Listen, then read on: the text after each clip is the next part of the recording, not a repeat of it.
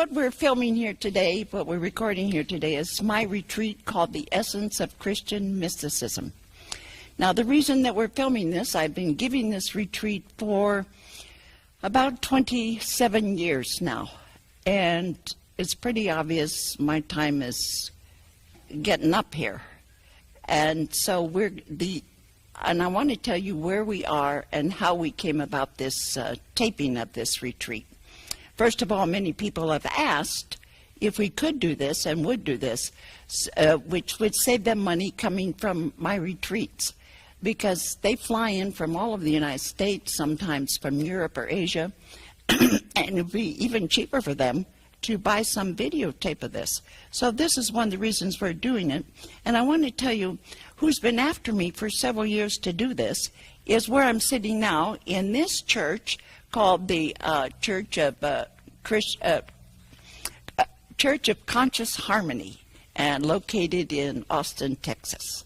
And that's where I am today. I've been down here for almost 25 years, off and on, giving talks, giving their retreats, because their founder and pastor is a friend of mine, and I met him in 1985 at the Omega Institute. We just had a casual acquaintance there.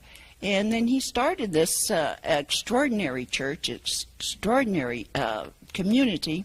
And I would describe this community as they are monastics in the world. They're contemplative monastics in the world. That's what this community is. And so it's always, they're the most wonderful group that you could meet.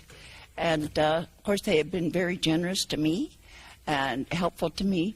And so they're the ones who, for some years, have requested that they wanted me to come and put this. First, they wanted me to put this circle tour on the video, and now this Essence of Christian Mysticism. So I finally said, okay, because I don't know how much longer I can give this retreat. So that's what we're doing now. And I wish that all of you were here. But I want to thank you for your interest, first of all, and for buying the tape and for listening to it. My prayer is that you'll get something out of it, of course. And let me see what else I wanted to say for an introduction. Oh, yeah, I wanted to remind you, too, that this is, it's what I'm going to give you today isn't like a retreat. It is not a sample of my retreats, and I want to tell you why. On my retreats, I call them free-for-alls, because I'm not a speaker. I don't even like to speak. And so I tell them that when we start out, anybody who has any question, who wants to interrupt, just feel free. Everybody is free, and that's why I call it a free-for-all. Also on my retreats, which consists of no more than 13 to 15 people, and we just sit in a circle and go at it, all of us, is that the first 2 hours of our retreat on a Friday afternoon, we'd go around in the circle, and everybody, I'm interested in their background. And I've collected a lot of data, at least in my own head, from this background that I get. I want to know what religion they were born into or educated in. I want to know what started their real interest in the spiritual life, how they kind of got on this path. And I'd like to know what has influenced them the most, either in their reading or some person that they follow, and what their practices are. And so we all go around, and everybody's different. It's remarkable.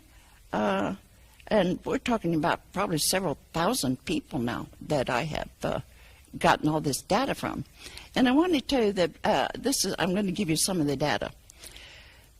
About 95% of all of them were born to Christian parents and in a Christian home, and most of those were baptized Christians. And that's pretty much where it ends, right there. Because I would say 90 to 95% of all of those that have come to my retreats have gone east. What has influenced their spiritual life the most has been Hinduism or Buddhism. I think of all these several thousand people, I've only had 2 or 3 that never don't know really anything about it. They've heard about these religions, but they've never practiced or gone there, and it's never influenced them at all. I mean, it's rare today. People looking for a spiritual life, they're going east. And but that's my finding. That's a finding in it. Well, it surprised me initially, and but what can I say about that? That they're not finding in Christianity the what I call the real Christ. I wish I had that book with me right now, because I've just completed a book called The Real Christ. And the reason I wrote it is because, in my view, Christianity is on the way out.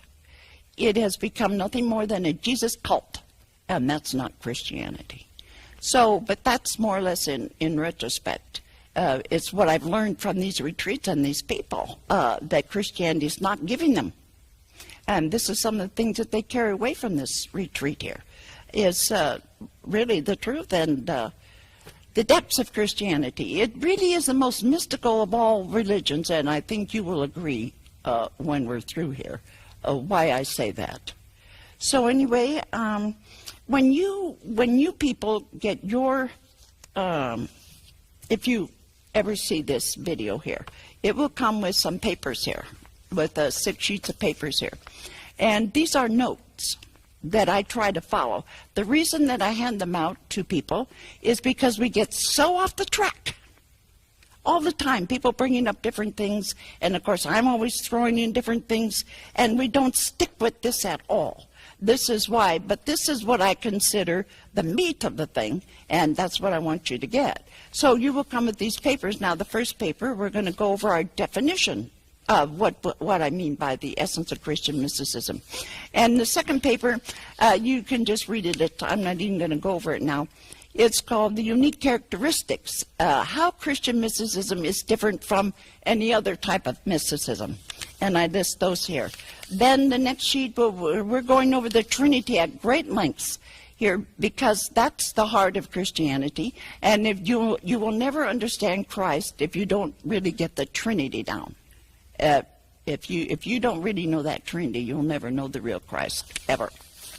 And then the next one is on the mystery of Christ. Here we go over the incarnation and what the true meaning of Christ is. And then and the next one is called Christ Still With Us Today. And this, I would say, is mainly a focus on the Eucharist. And then the last one here is on faith. I have faith is not belief. And that's the point I want to make here. Faith has nothing to do with belief. So these are the 4 main topics of the retreat, which is the Trinity and Christ and this faith. Those are the 4 main topics here. But we open up with the definitions. We've got to give definitions here about what we mean. And let me say this right now. I'm always referring to God, of course. And people have big hang-ups on the word God. And I'm just going to define God very simply as infinite existence. God is infinite existence. That's my definition. And it is it's the source of all. And you know, the philosophers called it the one, the source, the unmoved mover. They had all kinds of terms. And everybody does. Everybody. I don't know, maybe we could call it Brahma or Allah or Yahweh. It doesn't matter. But this is infinite existence. That is my reference to God. And I want to tell you a little story about this word God. I think he's still alive, Father Charlie. Anyway, he's a priest friend. And he told us one day at Mass that this young boy woke him up in the middle of the night, rapping at his door. And he said, and Father got out of bed and went to the door, and the young kids, he said, God's gone. I don't believe in God. I don't believe in God anymore. And Father said, well, neither do I. And the boy said, now, wait a minute. You're a priest. How could you say you don't believe in God? And he said, well, I don't believe in the God that you don't believe in. This is pretty profound. Think about it. It's a gem. I don't believe in the God that you don't believe in. Now, you see, sometimes there's no atheists in the world. It's impossible. But they are against the God that you believe in. So, this is how it goes here. Everybody's got their own God, you might say, here. And I'm very well aware of that. And, you know, Judaism, the scholars will tell you that it was founded, initially it was polytheistic. They have a word for theirs. They thought theirs was the greatest of the gods. And that's Henianism, something like that. That's a term for it. So the Jews always really had it right, you might say, but they had to call theirs the greatest of the gods. Because you know that this reference to the gods is in the Old Testament, and even Jesus used the term. What did he say? I say ye are gods, all of you, sons of God. And so this term God, and you know how it would mean to Judaism and Christianity and Islam and so forth, we don't want to get hung up on that. I would say just take out all of your, throw it all away. And because I think infinite existence and the only existence there is. And everything created takes its existence from God. So you have no existence of your own. Your true existence is God, which doesn't mean you are God's existence, but God is your true existence. That's the truth of it. Anyway, let's start out here. I start out with defining terms. Now, first of all, we have the term essence here. And what is the essence of something? The essence of something, existence is that something is. The essence means what it is. What it is that is known. So that something exists, we say God is infinite existence. Now we want to say what is the essence. What is God? Or what is this or that? And in this case, we're talking about Christianity and Christian mysticism. So we're talking, when I say we're talking about the essence of it, that means what makes the whole thing go.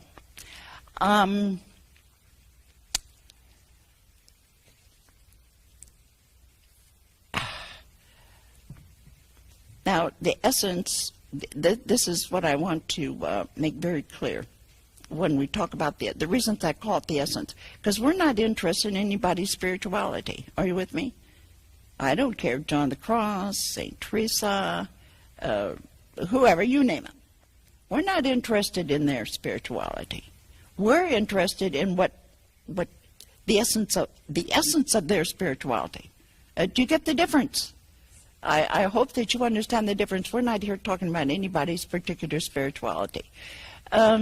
This is somewhat the reason I got up this retreat is because I got tired of giving the circle here.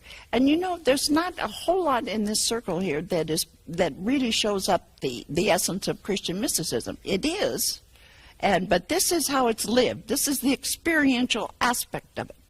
And we want to go beyond the experiential aspect of it and find out what makes it go. What is this whole transforming? What is this about? And this is something to think about. What made it go for, let's say, St. Augustine is the very same thing that made it go for St. Teresa, the very same thing that made it go for Mother Teresa. You name them. This is what they all had in common. This is what they all, I believed, had revealed to them, what they knew. This is the common core of Christianity and its spirituality. It was the same for everybody. From the earliest fathers to Paul, without question, St. Paul. What he had going for him and what every Christian from then on has going for them. This is the essence of it. This was their basic belief. And this was their faith, you might say. So that's why we're only interested in the essence. And how it works out in everybody else's life, well, that's a different story. We all know everybody has different spiritualities, seemingly different paths, but they're all based on this one, the essence of what Christianity is, and that's what we're about here. So essence means stripped of non-essentials. We don't care about people's visions and their voices and all this and their individual experiences. They're all very lovely. but we were stripped of all that. And essence also means it's unique. The essence of something means it's unique and it's not like some other. And in this case, it's like Christianism, it's like no other religion. Nothing is unique unless it's different. That's the meaning of something. The essence of something is unique. It's not like something else. Like the essence of man is unique. And it's not like the essence of the animal or the plant or Almighty God. It's unique, essence. And it's beyond diversity. What Christians have in common when all the dust has settled. It's beyond the diversity of a St. Augustine's and a spirituality or, I can't think of so many people here. To think of all the saints that we have, St. Francis and Thomas Aquinas and all of them. This is where, throw them all out, their particular experiences and their ideas and all that. This was the essence. They all had this going for them, what we're going to be going through here. And I want to define religion now. Religion, this is my definition of religion. Everybody's got their own definition of religion. And this is the one I go on. And I don't care, you can throw it out or not, but this is, I base it. This is mine. If somebody else can have their definition of religion, what makes it any better than yours? Anyway, this is my definition. It's God's revealing itself to man.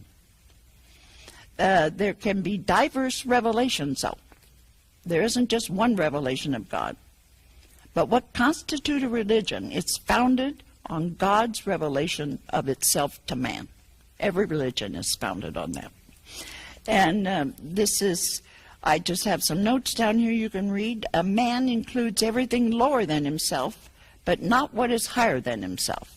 We are microcosms of the universe. We include everything that's below us, and we know it. We know our animal life, and we know our vegetative life, and we know the elements, everything of which we are composed of. What we don't know, though, is what is higher than us, what is beyond us. That is something that has to be revealed.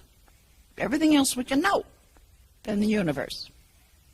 But that which is beyond has to be revealed. Also, is this revelation here. So man includes everything lower, but not what is higher than himself. Because man cannot go beyond himself, what is beyond must reveal itself to him. Because God is beyond man, man cannot touch God. He can only be touched by God. In himself, God is beyond religion. God is beyond all our religions. We only have religion when God reveals itself to man. Okay, so in itself, God is beyond all religions. But when God reveals himself now, and we're going to go into these revelations here, and that's how we're going to get religion. So I often use a little coin here for a variety of reasons, and right now I would define this little coin, think of this coin, as religion here. It has two sides, God on one side, man on the other side.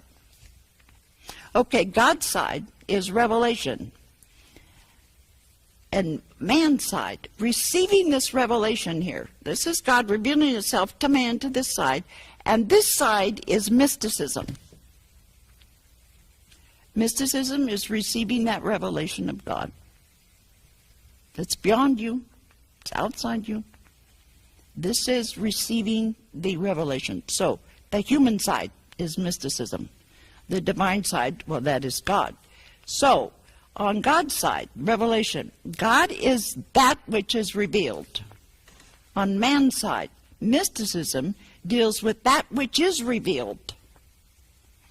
On God's side is the objective giver or the revealer. Man is a subjective receiver of that revelation. God is the cause. The revelation, it's his doing. Man experiences the effect. God is the cause. Man experiences that effect. And God is the objective truth, therefore universal. Anything that's totally objective is universal. So God is objective truth. And subjective, man on man's side, it's subjective. Subjective consciousness or self, which is the medium of the revelation. In other words, our side is subjective. God's side is objective. And God's side is the revelation itself, and the subjective side is mysticism, receiving this revelation. And so we have the giver, we have the receiver, we have the objective and the object in a way. And here we have the subjective receiver of that revelation. So religion, this is the whole thing together is religion. You have to have, God has been revealed to man. And one side is the truth, and it's totally objective. The other side is our receiving of this. And our receiving of God's revelation, we know it, we experience it, this is the whole effect on us, and this is mysticism. Now, the two, revelation and mysticism, these cannot be separated. You cannot separate them. They're two sides of the same coin of religion.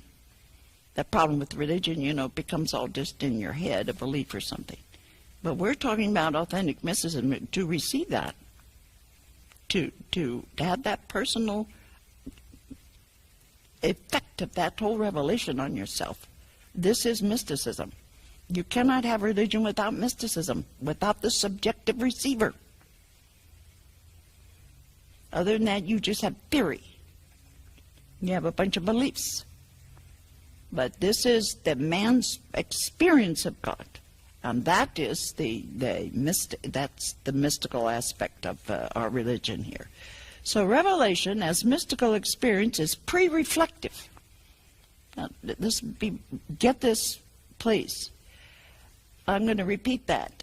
A mystical experience in itself, it's pre-reflective.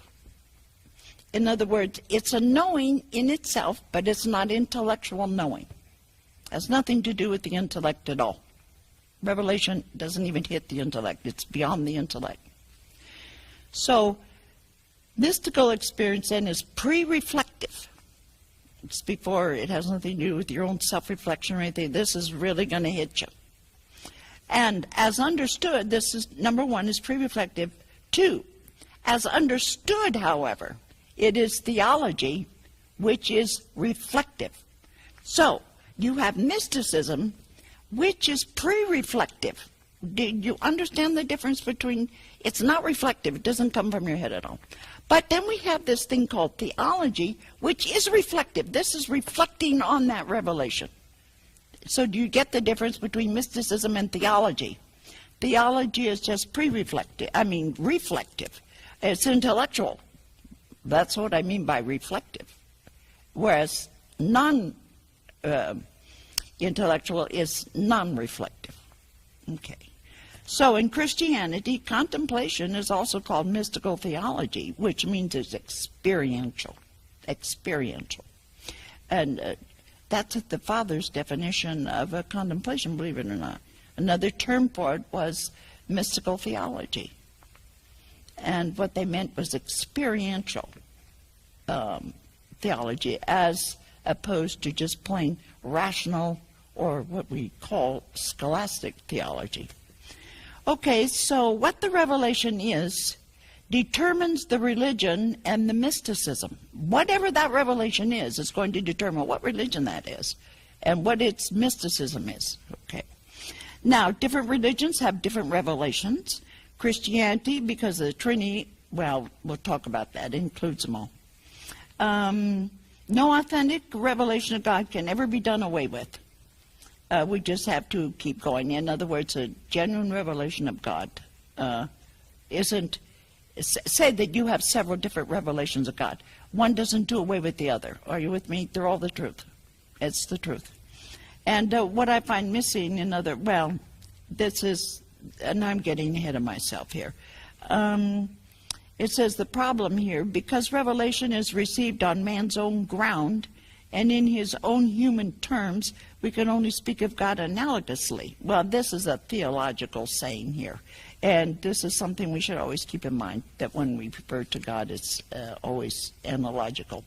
I don't know if I might erase that here in this thing here. But anyway, well, here I have the characteristics of revelation here. Now, yeah, well, let's just go over these. These are characteristics of a revelation, a genuine revelation here. Certitude, incapable of doubt. You know it. There's nothing in this world that can kill you. I mean, you know it. That's it. It cannot be interpreted. Experience is the knowing. As some people seem to think, well, you have this revelation of God, and then you turn around and interpret it. It's impossible. Well, you can fool with it that way. It's what I call it, I can't imagine anybody who's received a genuine revelation of God that we even try to interpret it, because it's in it. God lets you know exactly what's there. You don't have to think about it. It's right there. Anything you come up with afterwards, well, you can doubt that. Because that a revelation is a knowing.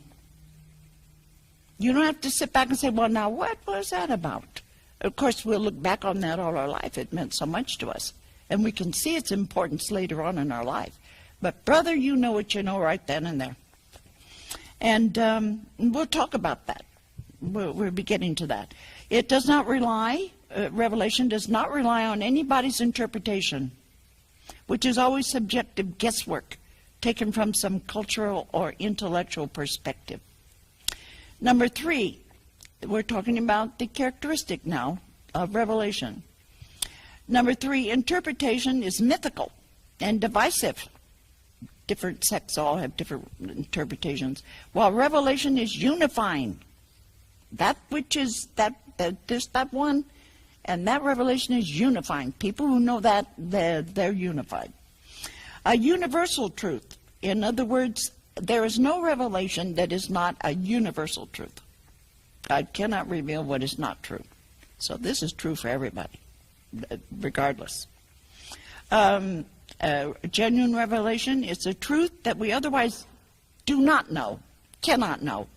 For example, a lot of people, they say, oh, sure, God exists. They're pretty sure of that and everything. But let me see, a truth we otherwise cannot know, even though it is always present. What we come upon by ourselves is not revelation, but natural knowledge. I got to tell you, this just reminds me of a young boy I met. And he was, I think he was Jewish. At least he was working with Jewish defective kids here. And he so wanted a spiritual life. I think he came one of the retreats or this circle thing, and I don't know how I met him. He lived pretty close to me. And he came across as so beautiful and so wanting a spiritual life. Yes, I believe in God. But he said, he had no contact with God. He didn't really know God. And so, it's one thing to believe. And then I would say maybe a year later, I don't know how he got a phone call or a letter. He said, I just have to tell you something.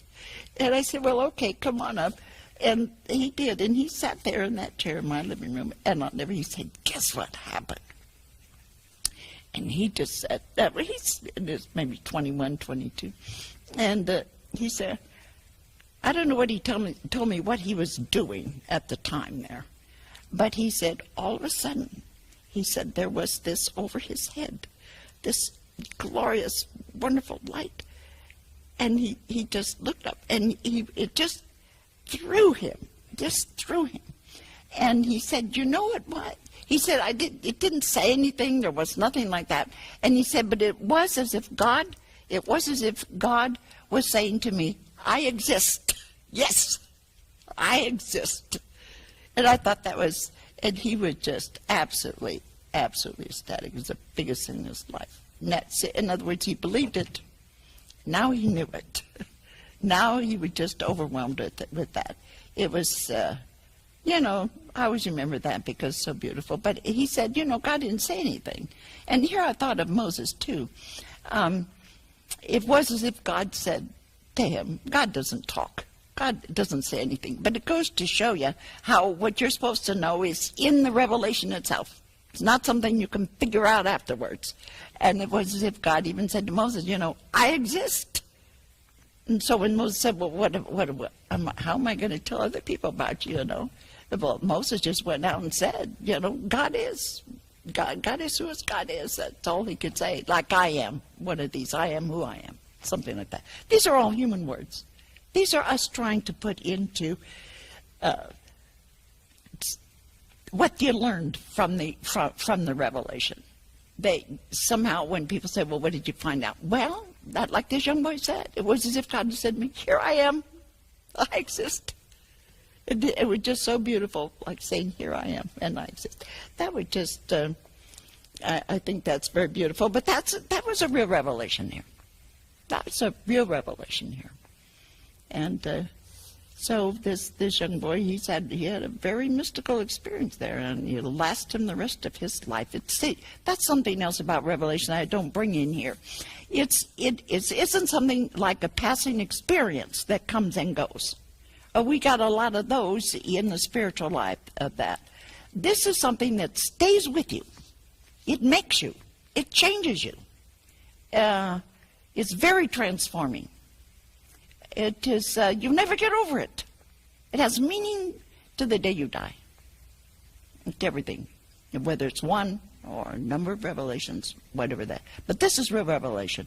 Today it's pretty disgusting.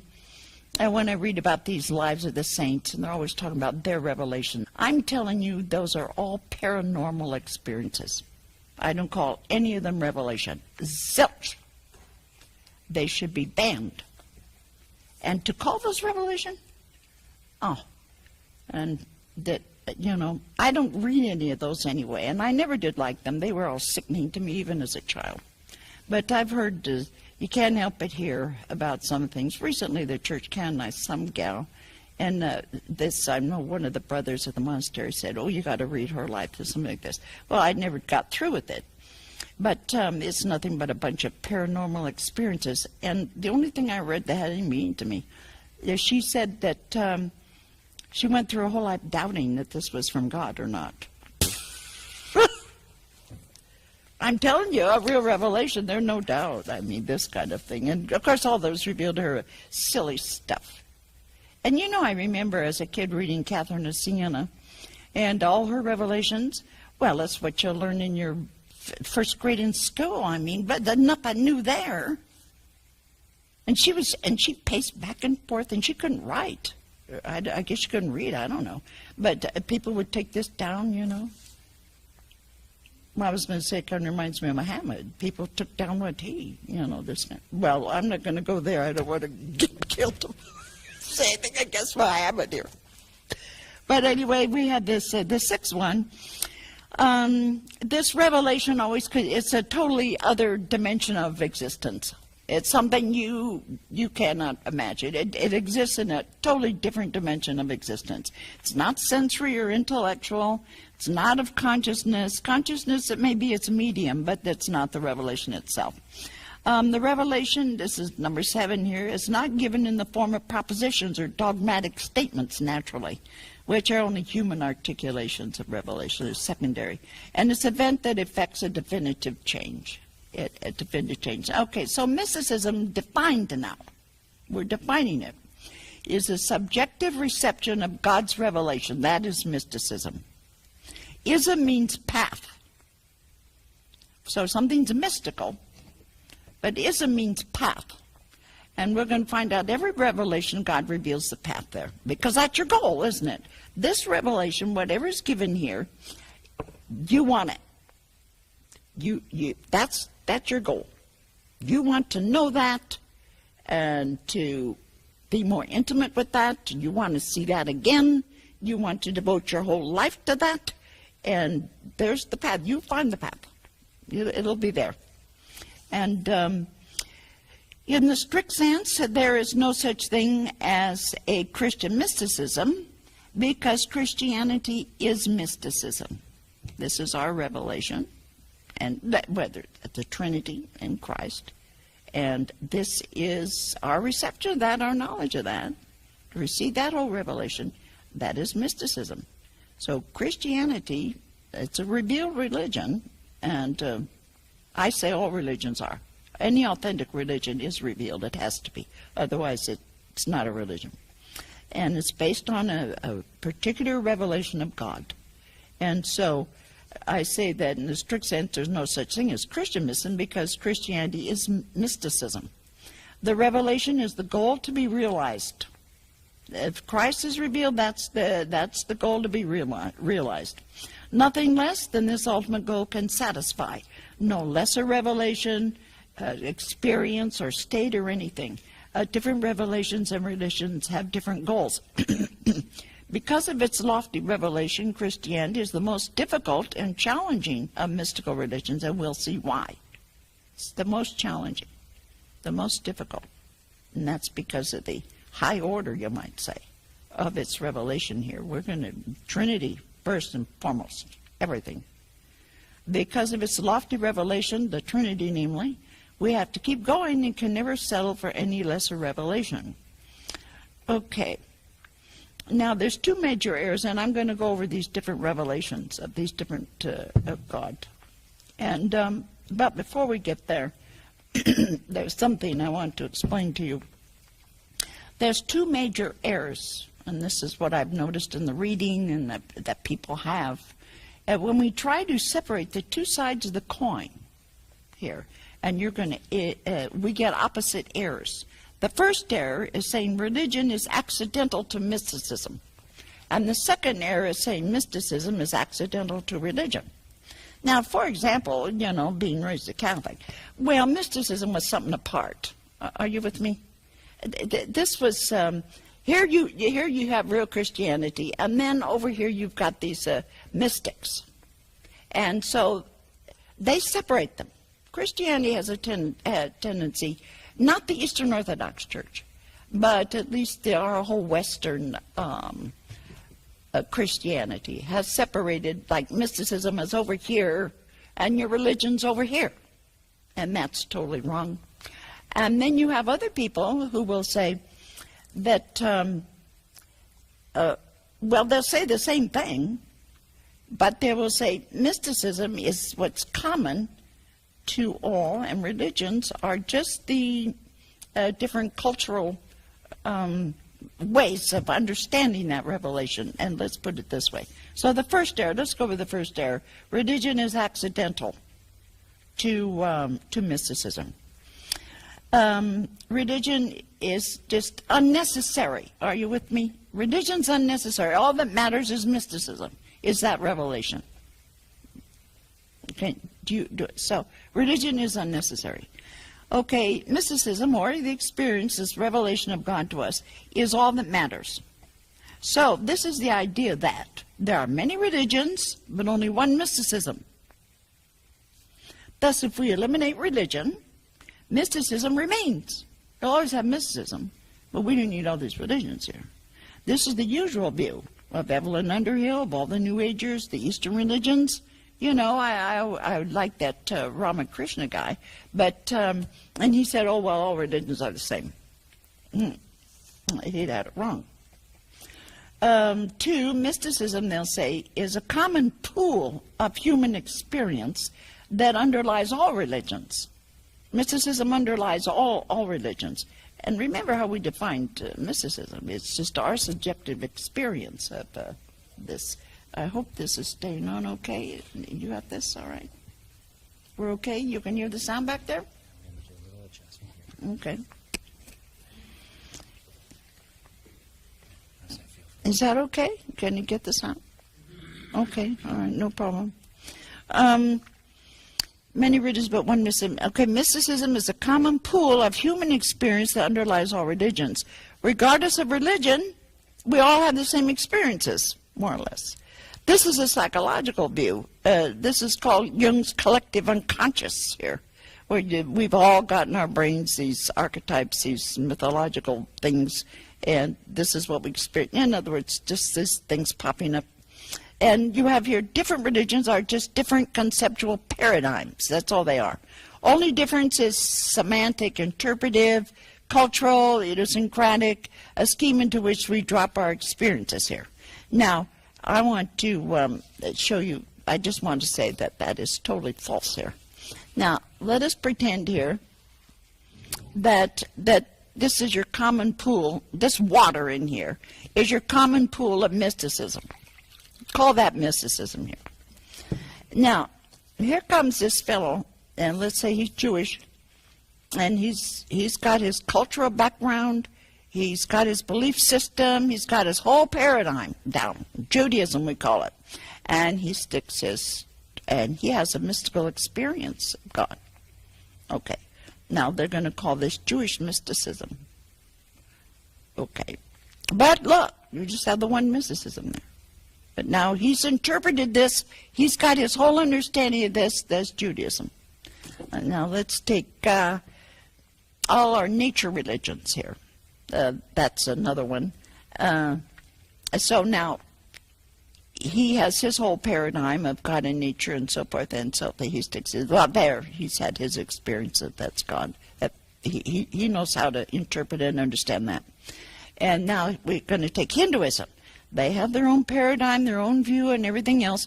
And here comes this Hindu, and he sticks his straw in here. And he has this experience here. This is kind of, I think, what Ramakrishna meant when he said all religions are the same. Namely, that this is the mysticism of all of them. It's the same mysticism. They just have different perspectives and religions, and these are all the religions. Here comes the Buddhists here. And then here comes Islamic Sufis and all these more mystical religions that we have here.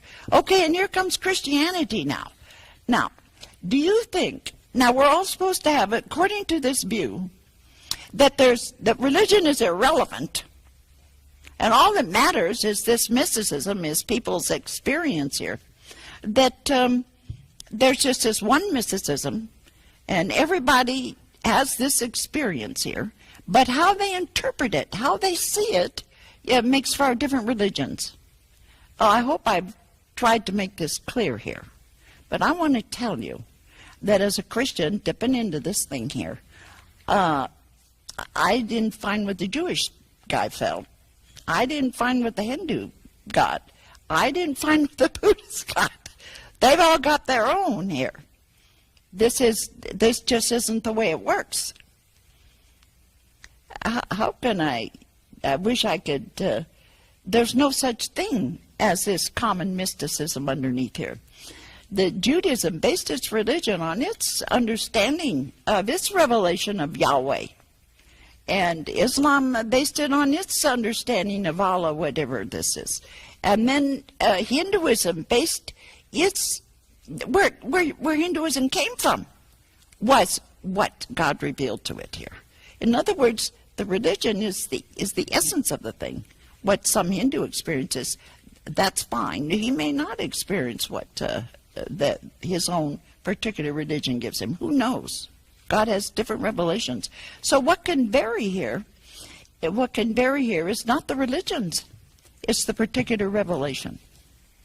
It's that particular revelation, and that's what we want to go over.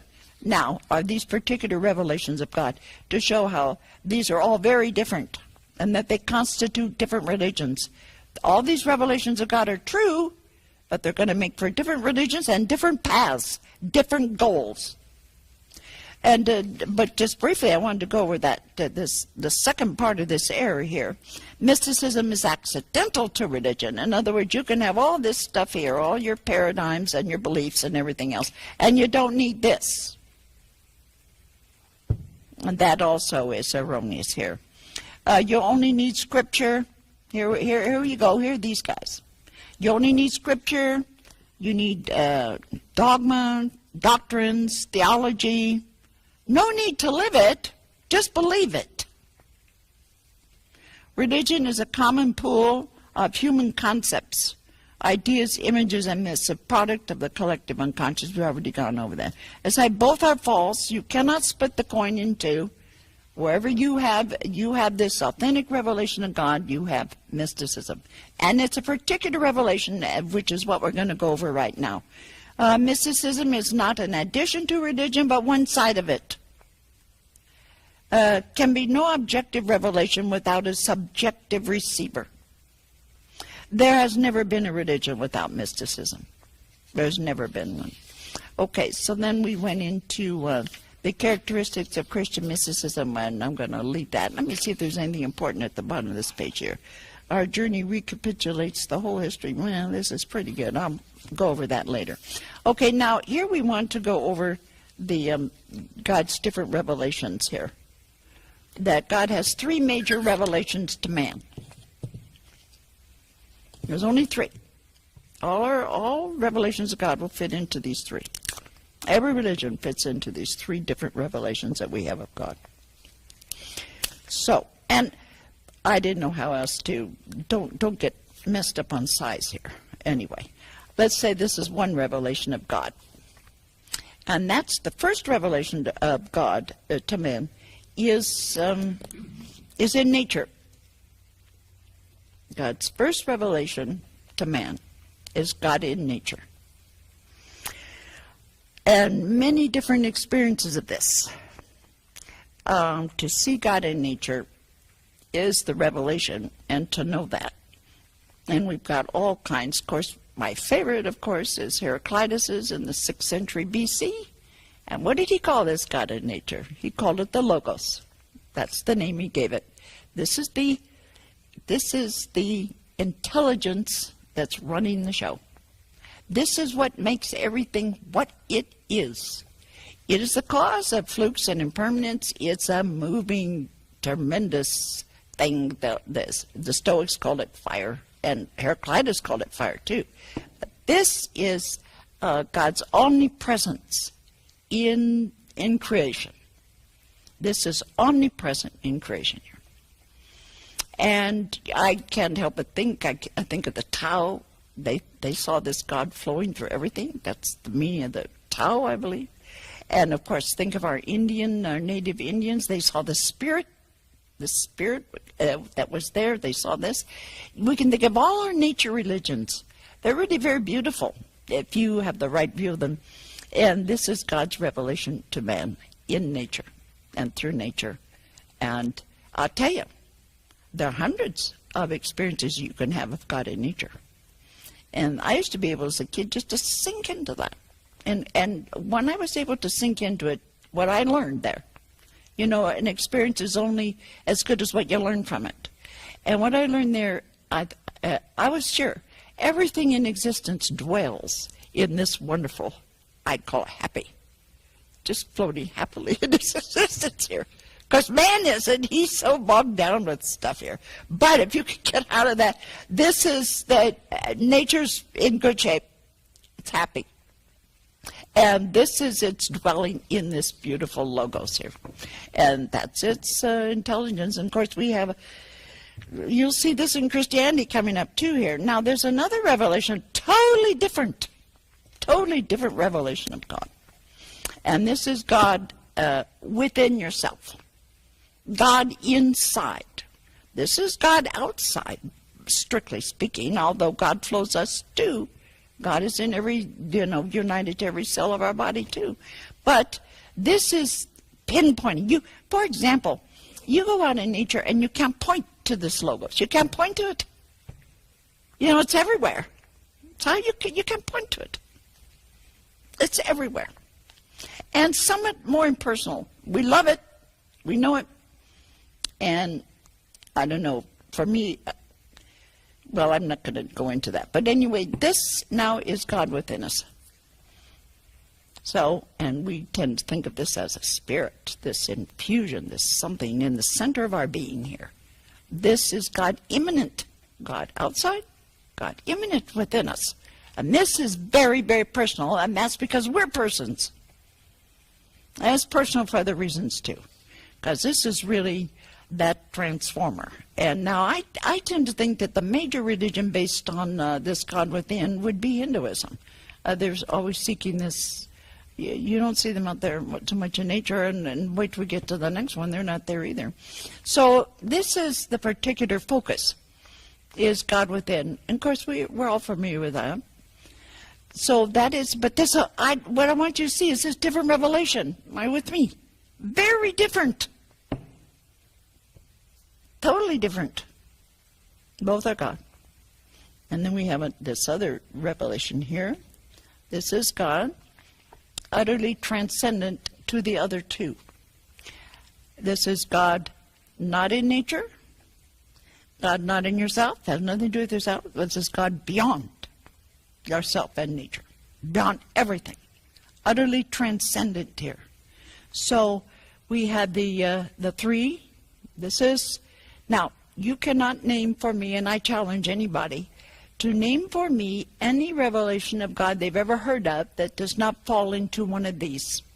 Connected to God in nature, connected to God within yourself, or God that transcends yourself.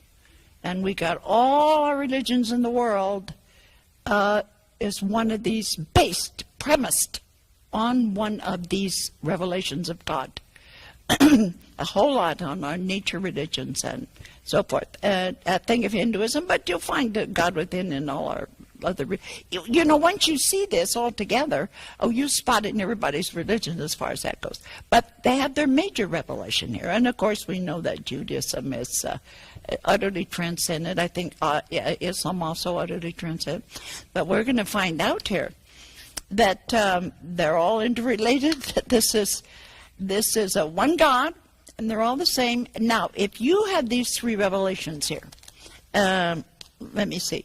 If you happen to have these three individual revelations, and then you would say, now, wait a minute, each is fully God, like St. Irenaeus said, you know, and I'm going to refer to Irenaeus again in this retreat.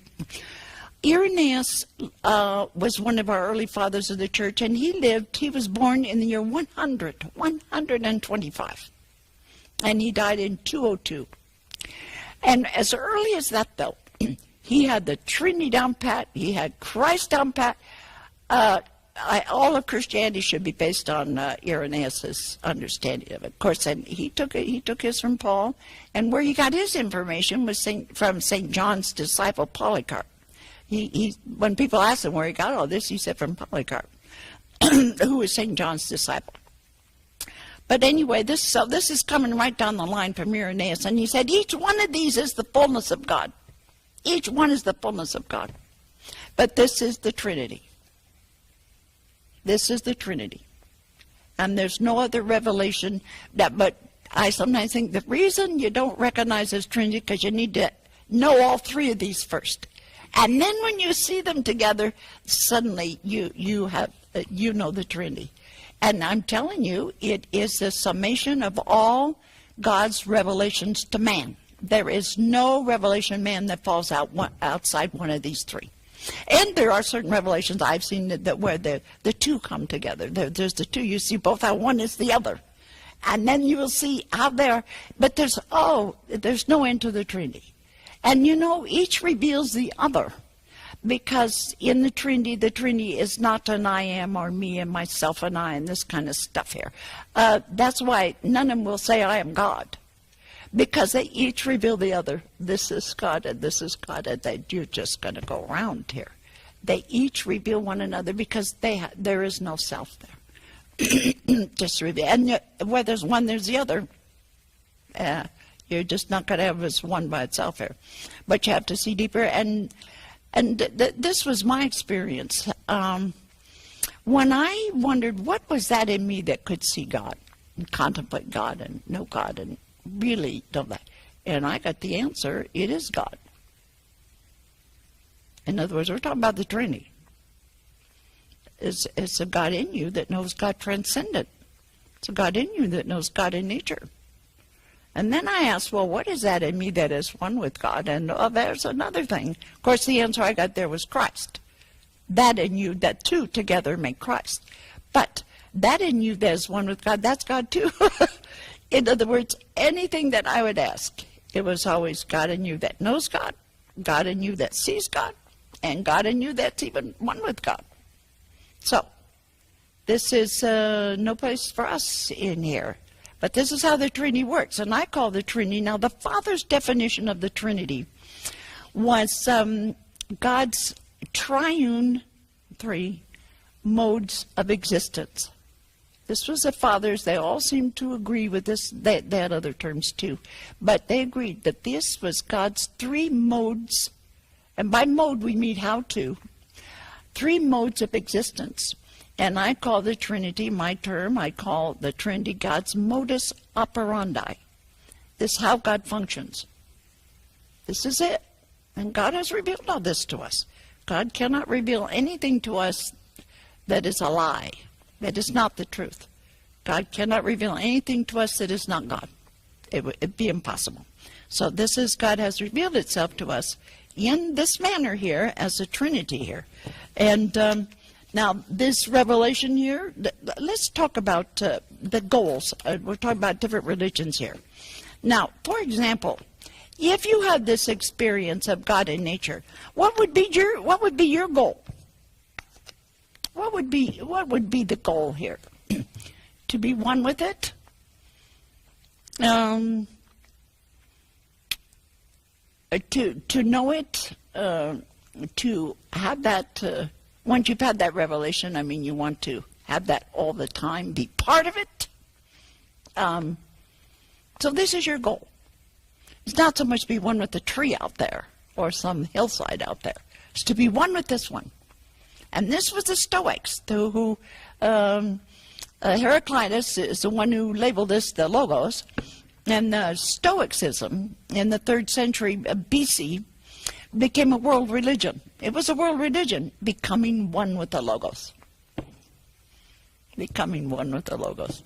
Beautiful, beautiful religion, beautiful, truth. It's true. And then you have this revelation of God within yourself. So what would be the goal there? Just the revelation gives you the goal. And what is the goal here?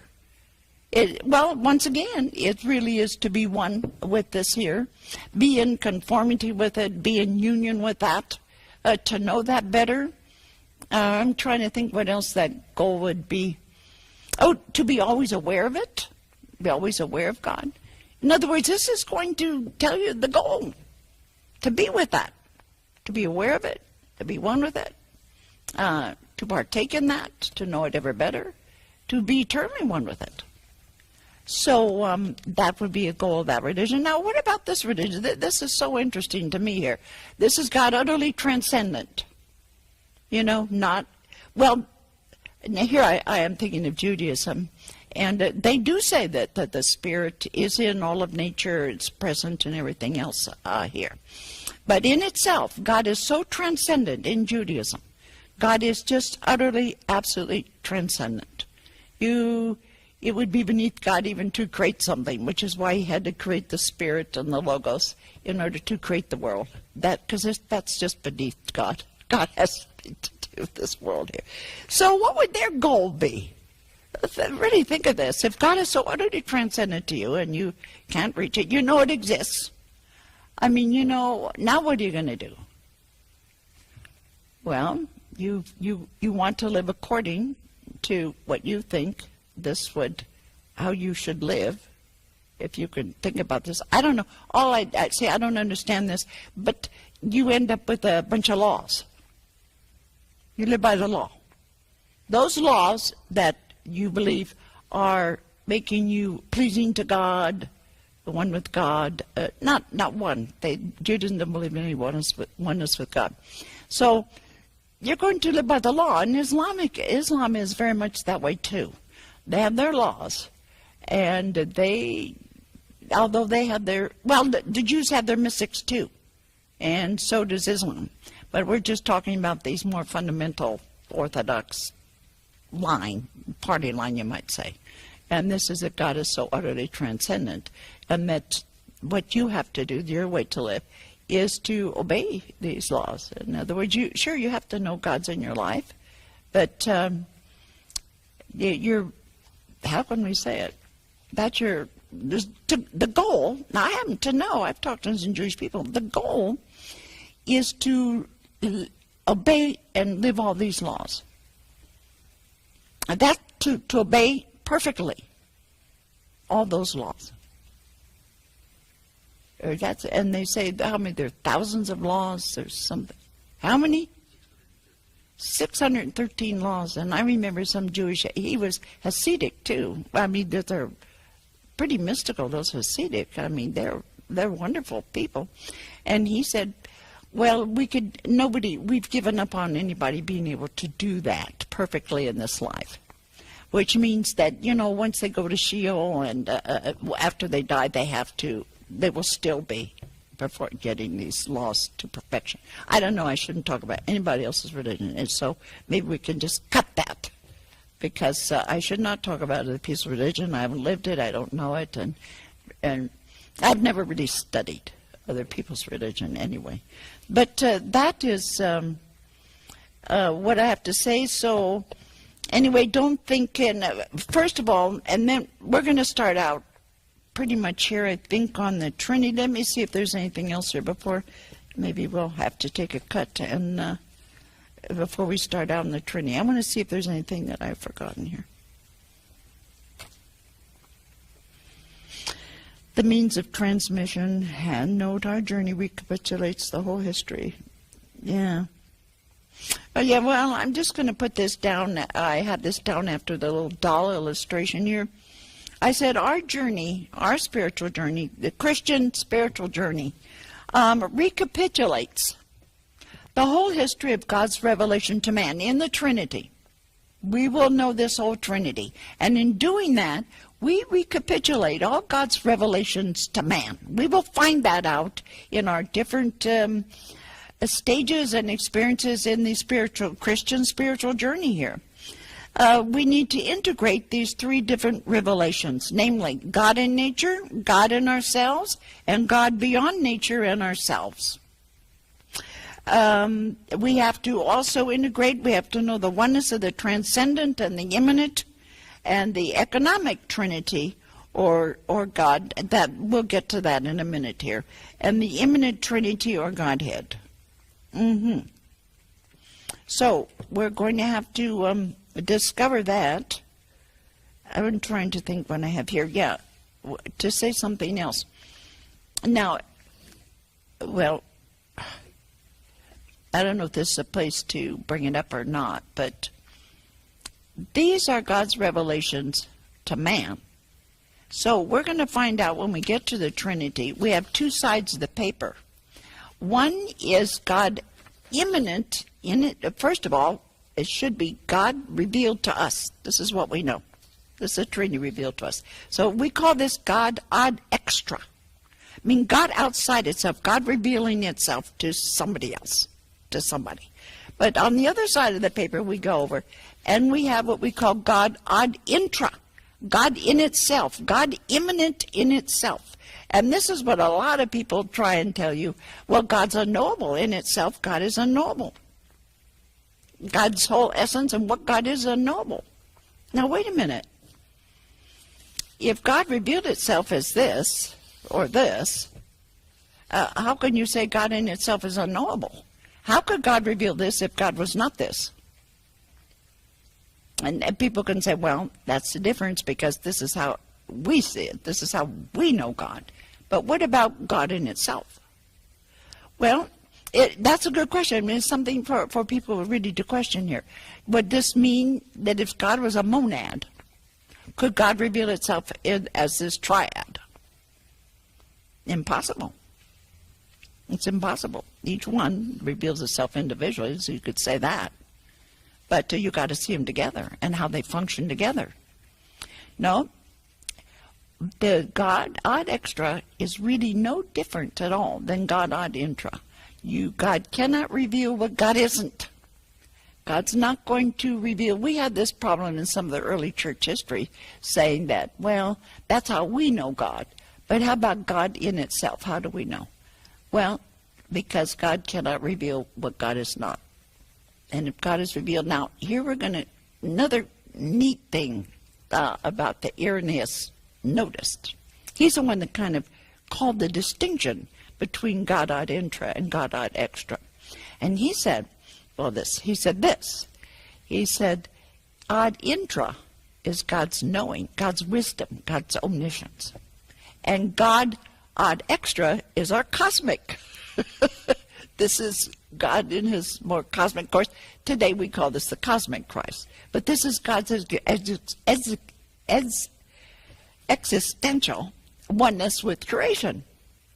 So that's what, once you have creation, God is one with it, and that is this Logos right here. And this is the one that became incarnate. John's Gospel, in the beginning was the Logos, and the Logos was with God, and the Logos was God, or is God. And this is the one that's going to become incarnate here. And so Irenaeus said, well, in itself, this is God's divine wisdom, such as they found in the Old Testament literature and all about God's wisdom. But in creation, this is, well, we could call it the cosmic Christ. This is the one that sums up all of creation in itself here. And you're going to find the same thing for the Holy Spirit. This is the same. This is the dynamo here that, well, we know it this way, but in itself, immanent, that's exactly what it is. And the transcendent, well, we know, actually, we are in the transcendent all the time. Actually, we know, well, this is the glory of God, among other things. This is the overseer, too, and I have different understandings here. That's irrelevant. But this is the glory of God, of which a glimpse here on earth will knock you out. So, this, that God is exactly as revealed to us. It's not different. But this is as much as this is the Trinity, this is as much as we can get of it. And this was, to me, some of the problems of certain spiritualities. I remember I gave up giving retreats on Meister Eckhart because he ended up in a desert and some abyss. There was nothing there. And that's because once he got to Plotinus's emanations of God, see, he wanted to go beyond calling God Father and Son, which is a mistake anyway. Anybody who thinks God is a father and a son, well, I wish I had a piece of paper here because I'd just rip it up and throw it in the wastebasket and the floor. God's no father and son. There's no truth to any of that. But he thought, Eckhart thought in his breakthrough, he wanted to get beyond God as a father. Namely, that's before he had a son. God cannot be a father if he didn't have a son. So what was God before he had a son? Well, that's what Eckhart wanted to find out. That's why he kind of liked Plotinus. So he went down there before, beyond the whole Trinity, and then got down in there and found out there was nothing there. He just, it was a mess. His breakthrough is a mess here. What he should have done, though, and I will, when we get to the Trinity, I have a little thing here I'll bring up, was turn around. Once he got into this abyss here, he should have turned around and seen the Trinity from the inside of the Trinity. This is where he made a mistake. But he didn't make a big thing out of it. He abided by the party line. He's in good standing. But anyway, trying to think what else before we start on the Trinity. I think that's it for now. Okay, I think we'll just take a little break right now. All right, so we're back again. And somebody reminded me of something that I did not bring out this time that I have brought out in other retreats here. And it refers to this pull of mysticism here, which will say, we can say it's okay to say this water is God revealing itself to man. And she reminded me that when I put in these straws here, that some of them, only go this far. And this is what they know of God. This is how much has been revealed to them. And then you have other people that have gone even a little bit deeper here. And this is what God has revealed to them, you see. So we can have, I don't have any scissors with me. I'd like to cut them off because this is what I've done in the past here. And other people, well, I like to think of Christianity, we just sunk right down in there. We've got this whole Trinity together here. Are you with me? So that Christianity includes all these other revelations. I don't like the idea of going deeper, but this is just how it happens to be. I mean, as far as this demonstration goes. That they are, because each one, as Irenaeus says, is the fullness of God. They have no question about this, that this is God. And they do well. Their paths and everything else. And I do think, though, that once they start on this, I don't care if it's in nature or God within or transcendent, you're going to find them all. Anybody who's going all the way in his spiritual life, he's going to get them all. Which is why, looking back at all these, I've studied what I can anyway of different religions. and the whole history of religion, how it started, and even our polytheists and so forth. God is all there. God reveals itself to every human being. God doesn't want to hear any of man's excuses. Oh, I didn't know. Oh, you didn't reveal yourself to me, or this kind of stuff. God doesn't deal with any of that. Everybody knows God. God is revealed. But I remember telling Brother Bede the other day, people need to have that pointed out to them. How they do experience God. They are, and somehow they know it, but it's not the God that this religion has, or somebody else telling you how to find God and where God is for this. But they all know this. I don't even like to use the word God, but this ultimate existence, whatever they want to call it here, they know this. Aristotle has a beautiful, Aristotle was no metaphysician. He was a scientist. And he traced down all these causes until he finally had to admit there was an uncaused cause someplace, which is what we're going to get into here. And but he did say, he said, this uncaused cause, he said, this is, I need to go back and find that quote in Aristotle, because he said, this is what every human being wants. This is the desires. This is the deepest thing in man that drives him, that's everything to him. And I would say, that thing that uplifts him, that draws him. And I remember talking with Brother Bede, he said, classical music just brought him right up, and it's focused on God. And also the marvel of nature sometimes will just absolutely uplift us to this, and we wouldn't call it God maybe, but to this something, a yearning in man. Man is incomplete in himself. He needs this to be complete in himself, and to know and be in one with this ultimate truth, because God is truth. So, and I know Brother Bede said, anybody who's into nature and loves classical music, they got to be contemplative, he said. And I would agree with him. These things, there are things that, and maybe other things that you people have, that you feel that uplifting, everything. It's just like we said this, we mentioned the retreat the other day, that I've often said our deepest experience of God is a belly laugh. I mean, right from this horror down here below here. I'm telling you, when that explodes here, you love the world, you love God, everything is beautiful, and there's no enemies, there's nothing. It's utterly transcendent. It's just beautiful. Something is beautiful. And I think that is God. That is beautiful. That is joyous. That is wonderful.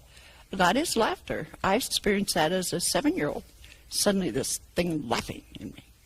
And many times I had this experience here, and there was nothing funny as far as I was concerned. And a lot of times you're down the dumps and it just explodes right here, this tremendous laughter here. So man does have many, and sometimes people don't realize it when they're out there in nature and they're no longer focusing on the trees or the mountains or anything else. They find themselves just looking out, looking at nothing. This is contemplation. Contemplation is a gaze at God. And listen, Aristotle hit it right on the chord. He said, now, this is so interesting because, what we call scholastic theology in the West here is pretty much based on Aristotle. Or that's Aquinas was interpreting Aristotle for us. And, of course, we make this big thing about his rational soul and matter, how you can't have one without the other, and this kind of thing. But Aristotle says neither of them, none of this, either prime matter or the soul or the coming together, the two, he called it the third substance, the coming together, which is human nature, he called it. He said none of it is eternal. None of it. He said the only eternal thing in man is that which contemplates God. Is that ability in man to contemplate God, which really means to see God. And I really think that Christianity got its whole notion of the beatific vision from that idea. But anyway, contemplation really means to gaze at God, but you're not seeing anything. But everybody has this. This is a common experience. People they don't realize they're contemplatives, and they've had experience that they're mystics. Putting our spiritual life on one side and our religion on the other, and our common daily life on another plateau, it doesn't work. It's every day. God is with us every day and constantly revealed to us in so many different ways. So I just want people to be aware of that this contemplative faculty in us, is that in us. Of course, Aquinas connected it somewhat to the higher intellect, he called that. But it has nothing, and that's a mistake here, because people think you've got to reach some kind of intellectual. And here what I'm reminded of, I don't know where Tim went, but what do they call this? Advaita Vedanta. It sounds to me like they're trying to reach something on an intellectual basis, kind of like Aquinas, trying to find this ultimate one, something like that. But it has nothing to do with the intellect. A revelation of God, contemplation. In fact, if you really want to contemplate God, you've got to get rid of the intellect. All his thoughts and its ideas and its beliefs, you get rid of it. I also want to make one other comment here about this. If you see God in nature, if God is revealed to you through nature, I want to tell you something about that revelation. You're just not going to sit here and marvel at the wonder of it. That's not it. You may wonder at the mystery of it, but that's not the revelation. If you really saw God in nature, you would no longer see nature. Are you with me? You're not looking at anything. Of course, I have seen something that's obliterated it. Just obliterated it. To see God in nature is going to obliterate nature. It's kind of what's behind it is coming out, and that's just going to obliterate it. So don't think that just looking around at nature, however, God is there, and it's going to kind of clued me in as a child that I could really see this all the time. That once you know God is in nature, then you realize that you can see it all the time. Then you're real contemplative. So anyway, I just wanted to bring this up here. And when we get to the Trinity, as I say, I make a big thing out of this because we have Christianity is a summation. The Trinity is a summation of all God's revelation to the man that we know of. And as I say, I challenge anybody to bring up any revelation of God that is not one of these three here. Or the two together. And sometimes you might see the three together, but you wouldn't recognize it unless you really knew the Trinity on a more separate basis here. But this is God's modus operandi, and God reveals it one by one to us. And when you're ready, as I say, first you get this revelation, then you get this revelation, and finally you see them all together and you're down in here, and this is Christianity. And it's a different mysticism. Are you with me? The Jewish has his mysticism based on what he knows. And the Islamic and the Buddhist and the Hindu.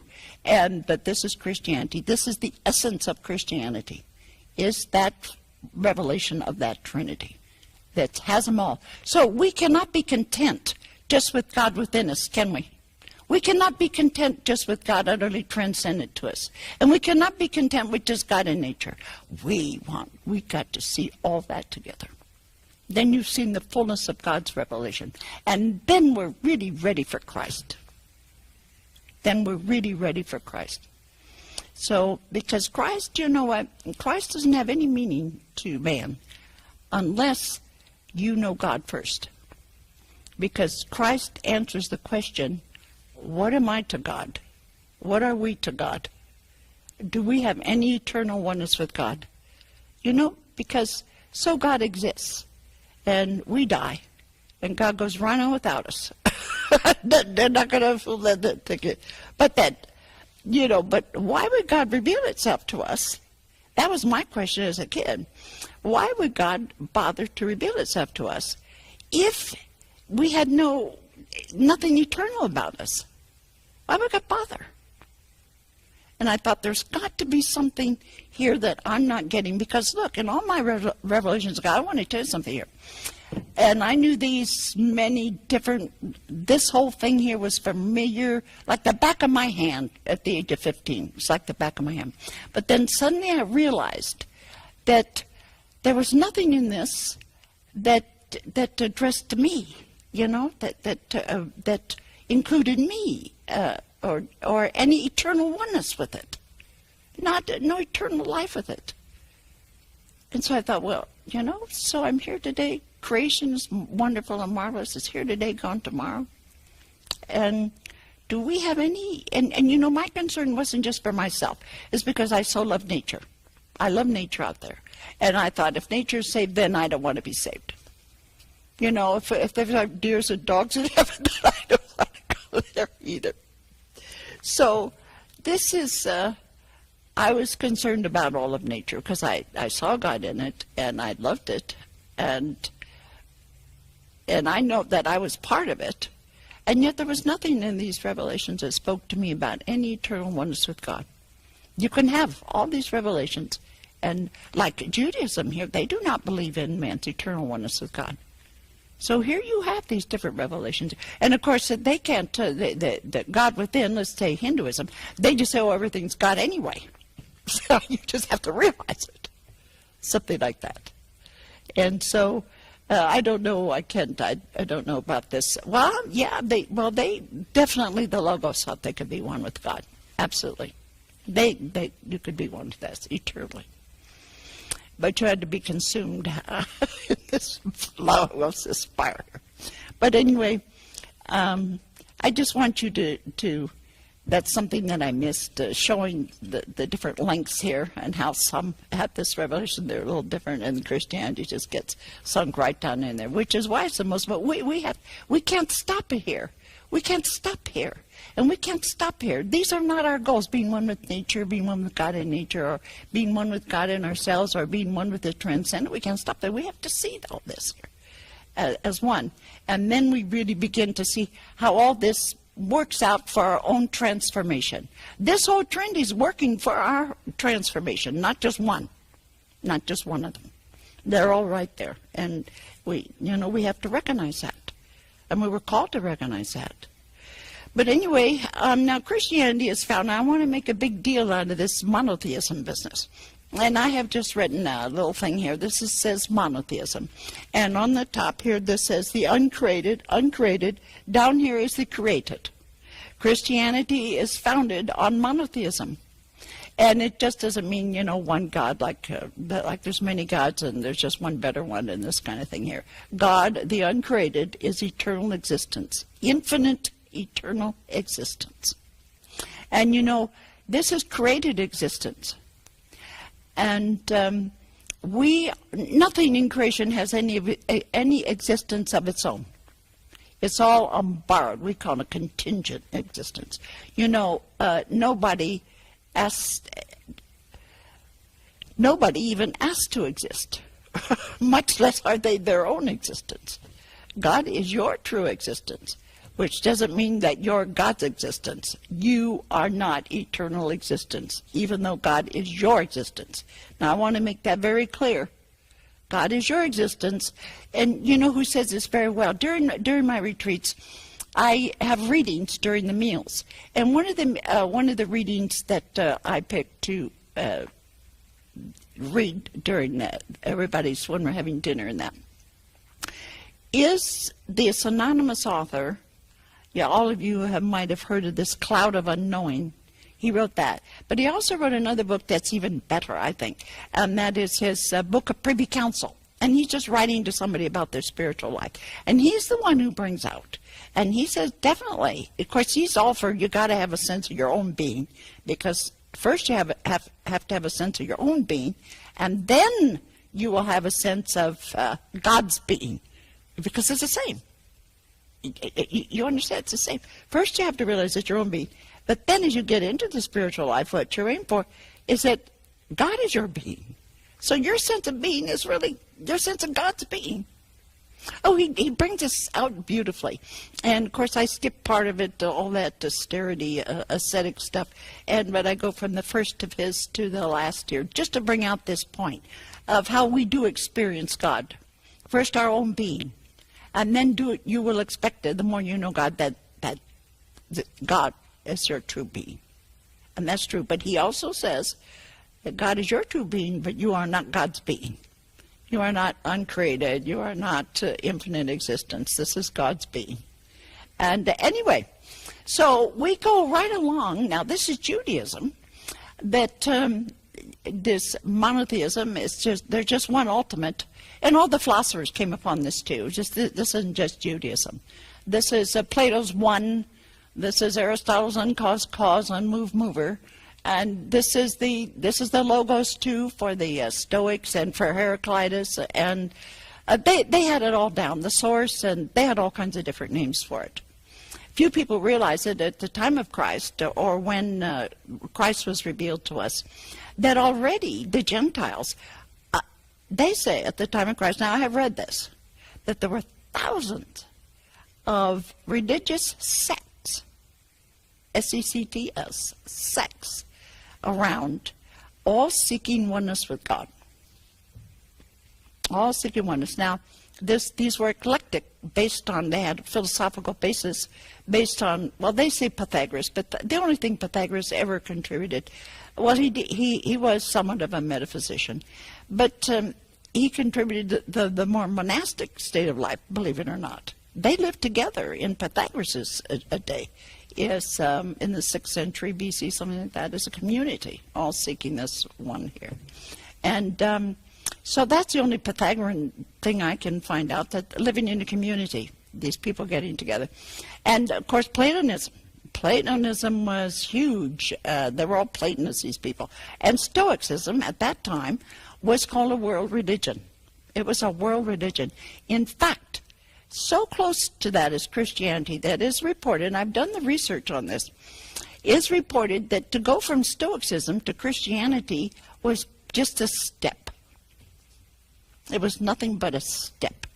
It was easiest. The Stoics are the ones who, more or less caught on to this here. Of course, they were the Gentiles. And, those Gentiles had no Jewish background. That wasn't their scripture. That wasn't anything, to them. But anyway, I just want to point out that this is Judaism, this is monotheism, where there's this what I call the great divide here between the uncreated and the created. One is not the other, and don't start mixing these up and so forth. This is Christianity too, and this is Islam. We are three totally monistic religions here. And so there's no messing up. But I'll tell you what Christianity contributed here. What Christianity, this was its revelation. Its major revelation. There's, the revelation, the Christian revelation has nothing to do with God. God had already been revealed the world over. It's already taken care of. So, God wasn't revealed. What did God reveal? God revealed that this line that divides is also the line that unites. And so, if you want to put your finger on Christ, you got it right there on this line. This line is Christ. It is the union of God, the eternal, not just the temporary, eternal union of Almighty God, the uncreated and the created. This is Christ in every sense of the word. Not just man's eternal oneness with God. Man being a microcosm of the universe, this is all creation is summed up in Christ. The Origin is the one who said Christ, who said the Logos is the bridge. The Logos is the bridge here. So we'll be talking about the Trinity here, but the Logos is the bridge because that alone has existential oneness with it. The transcendent has no existential oneness, and the Holy Spirit no existential oneness with creation. Only the Logos. And that's why we say everything's created through the Logos. Everything is, without the Logos, nothing would exist here.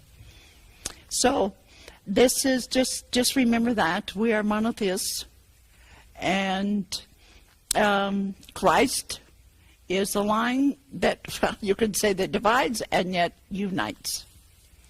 One side is not the other. Remember, just like a coin, one side is God, one side is man. But you can't divide it up. If you start splitting this thing up, it'll just go to pieces. It's not two sides. You're not taking two sides and gluing them together. This is a oneness, a mysterious oneness of the divine and the human. This is what Christ is. So, and all of us have to be transformed into Christ, become Christ. Because Christ isn't some person or some, one being or anything like that. Christ is the eternal oneness of, man, and including creation, which is why we call all of creation, we call it the cosmic Christ, because that logos is united with all of them. And so Christ we define as God's eternal oneness with man. And not just one man, but all. And when we get to Christ, we'll talk about that. Now, the reason I got this paper up, because look, I want you, look, if we fold the paper over, okay, this is the uncreated, here's the created. Now fold it over here. And of course I have this side here. But you have to remember, can you see these two sides here now, how close together they are? Can you see that? One isn't up here and the other one down here. One is just a different dimension of existence. They're just different dimensions of existence. Both are existence, but different dimensions. This doesn't mean that God is up here or away or anything else. This is a different dimension. And you know that famous saying of it always struck me, that Augustine said, God is closer to us than we are to ourselves. Now really think about that. You know your own existence. It's almost silly to say you're close to yourself. But God is closer than you even know yourself. Are you with me? That God is closer than even your knowing that you exist. Even knowing yourself and that you exist, God is closer than that.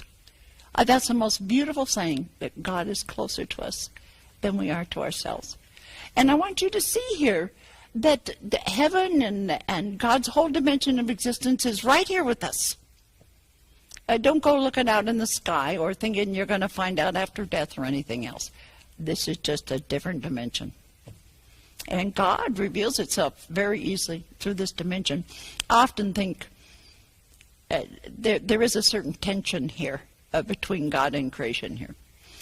And God has to be very careful not to ruin it by revealing too much of itself to man. Otherwise, creation could not exist.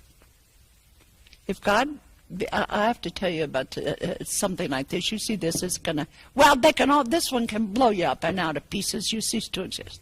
I mean, they can all, this can so absorb you till you just cease to exist.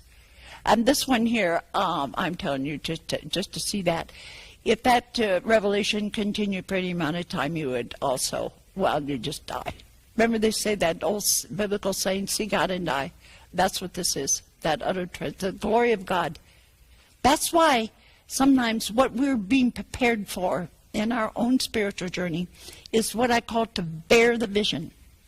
You see, at first it's going to knock you out of yourself, knock nature out, knock everything that exists out of existence. And so we have to learn to bear the vision. And this is it. This is what our life is about, to bear the glory of God. And later on, when we talk about what we call the kenosis, or this Christ, this has to do with it. Nobody can live in both dimensions at one time. Are you with me? You cannot live in a created dimension and live in God's dimension at the same time. Impossible. One is going to live in the created dimension, God has to stay back. To live in the created dimension, you cannot see that whole fullness of God. God has to keep a distance in order to keep creation in existence. And that explains, sometimes people say, well, I don't see God, I don't see God. Well, of course, I claim that they do, only they don't know it. But they're thinking of something else here. And maybe this glorious thing, which is true. they're not be able to bear that vision. However, everybody knows, we are in God. There's nothing outside of God. Are you with me? If God was some kind of God is not an enclosed being. God is not a being. And the Trinity is not three beings. These are not entities. God is not some entity. God is the infinite existence, has no boundaries at all. So how could anything be outside God?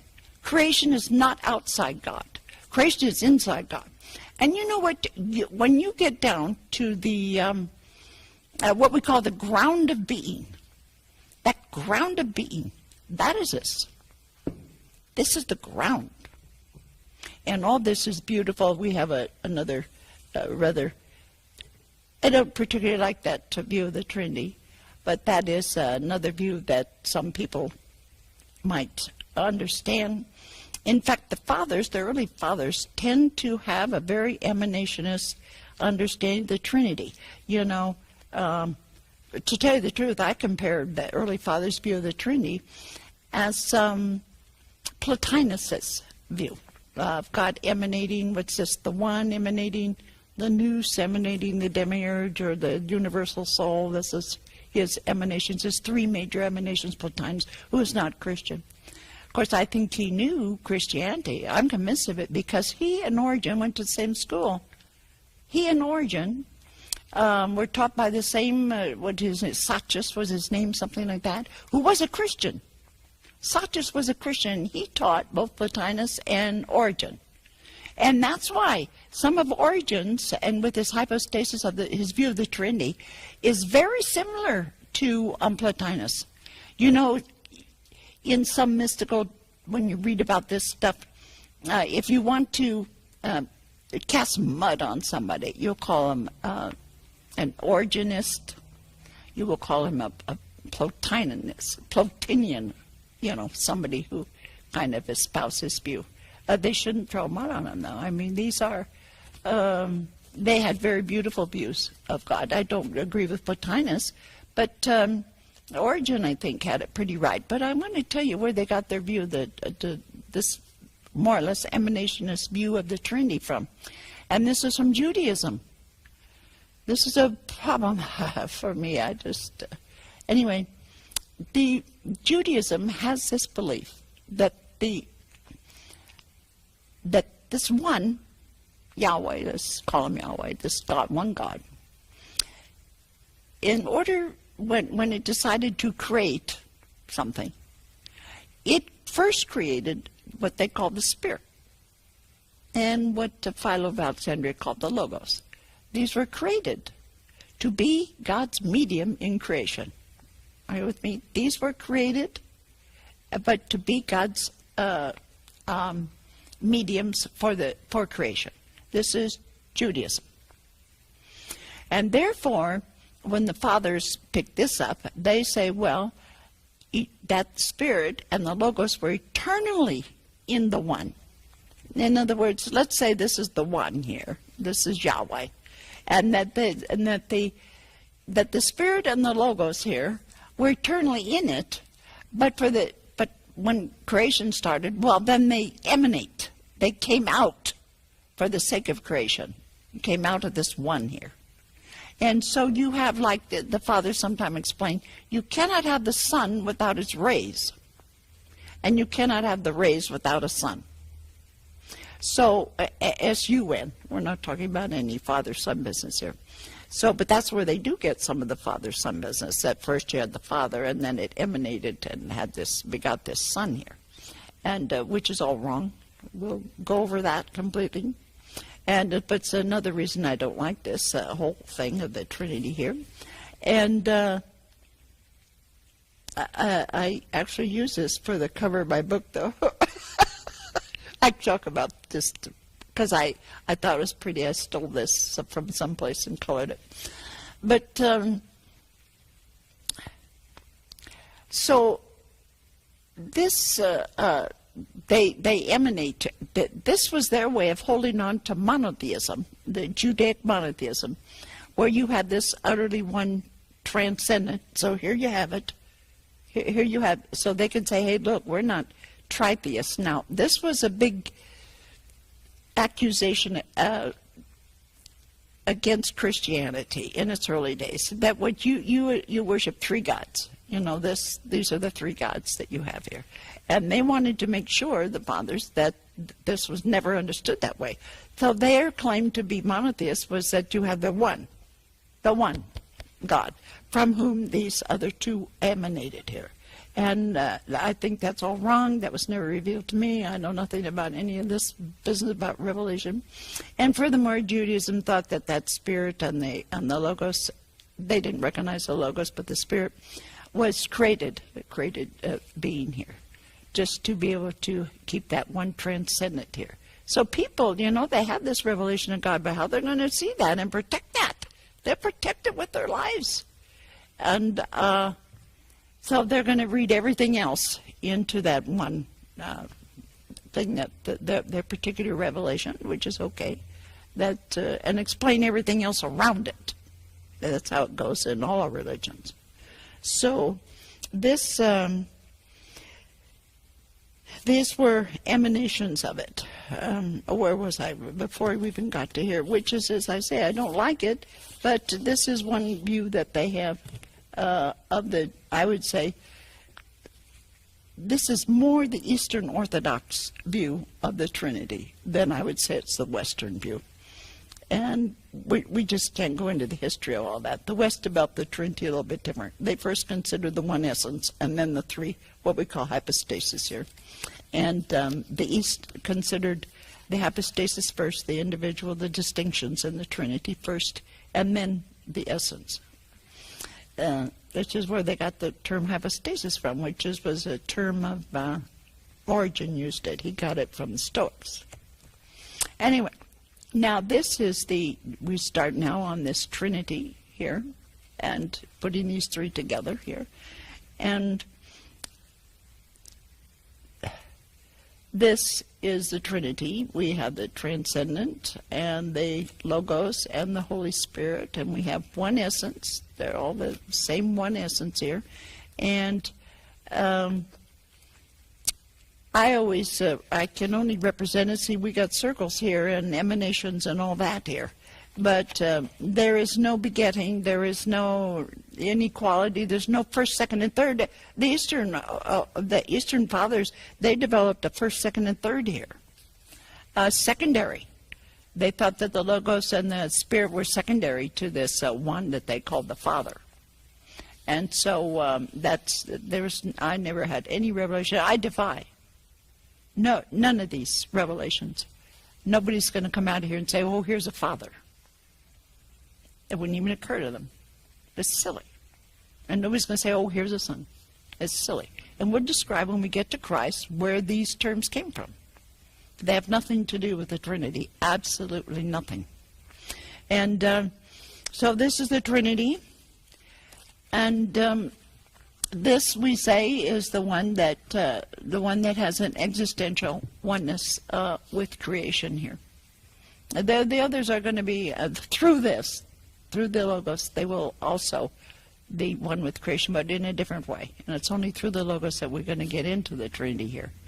So this is the Trinity, and it's just equal sides. And now this is where I wish I had the book, because the beautiful way in which the fathers can describe the Trinity. Remember, they said it was the three modes of God's existence. Three modes. God's modus operandi. How God functions and works. And God is even more than just a function. God is what God is. And it's not just what God is. Of course, what God is what God is. Is God, period. And here, let me see, we need that. This is where we go to the paper. Then I pass out of the Trinity. This is this yellow paper here. Okay. Now we're going to say something about this.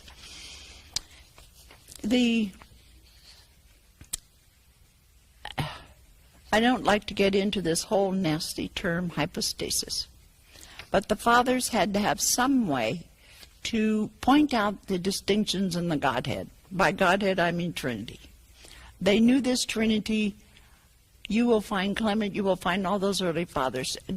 Irenaeus, in born 125, he had that whole Trinity down pat.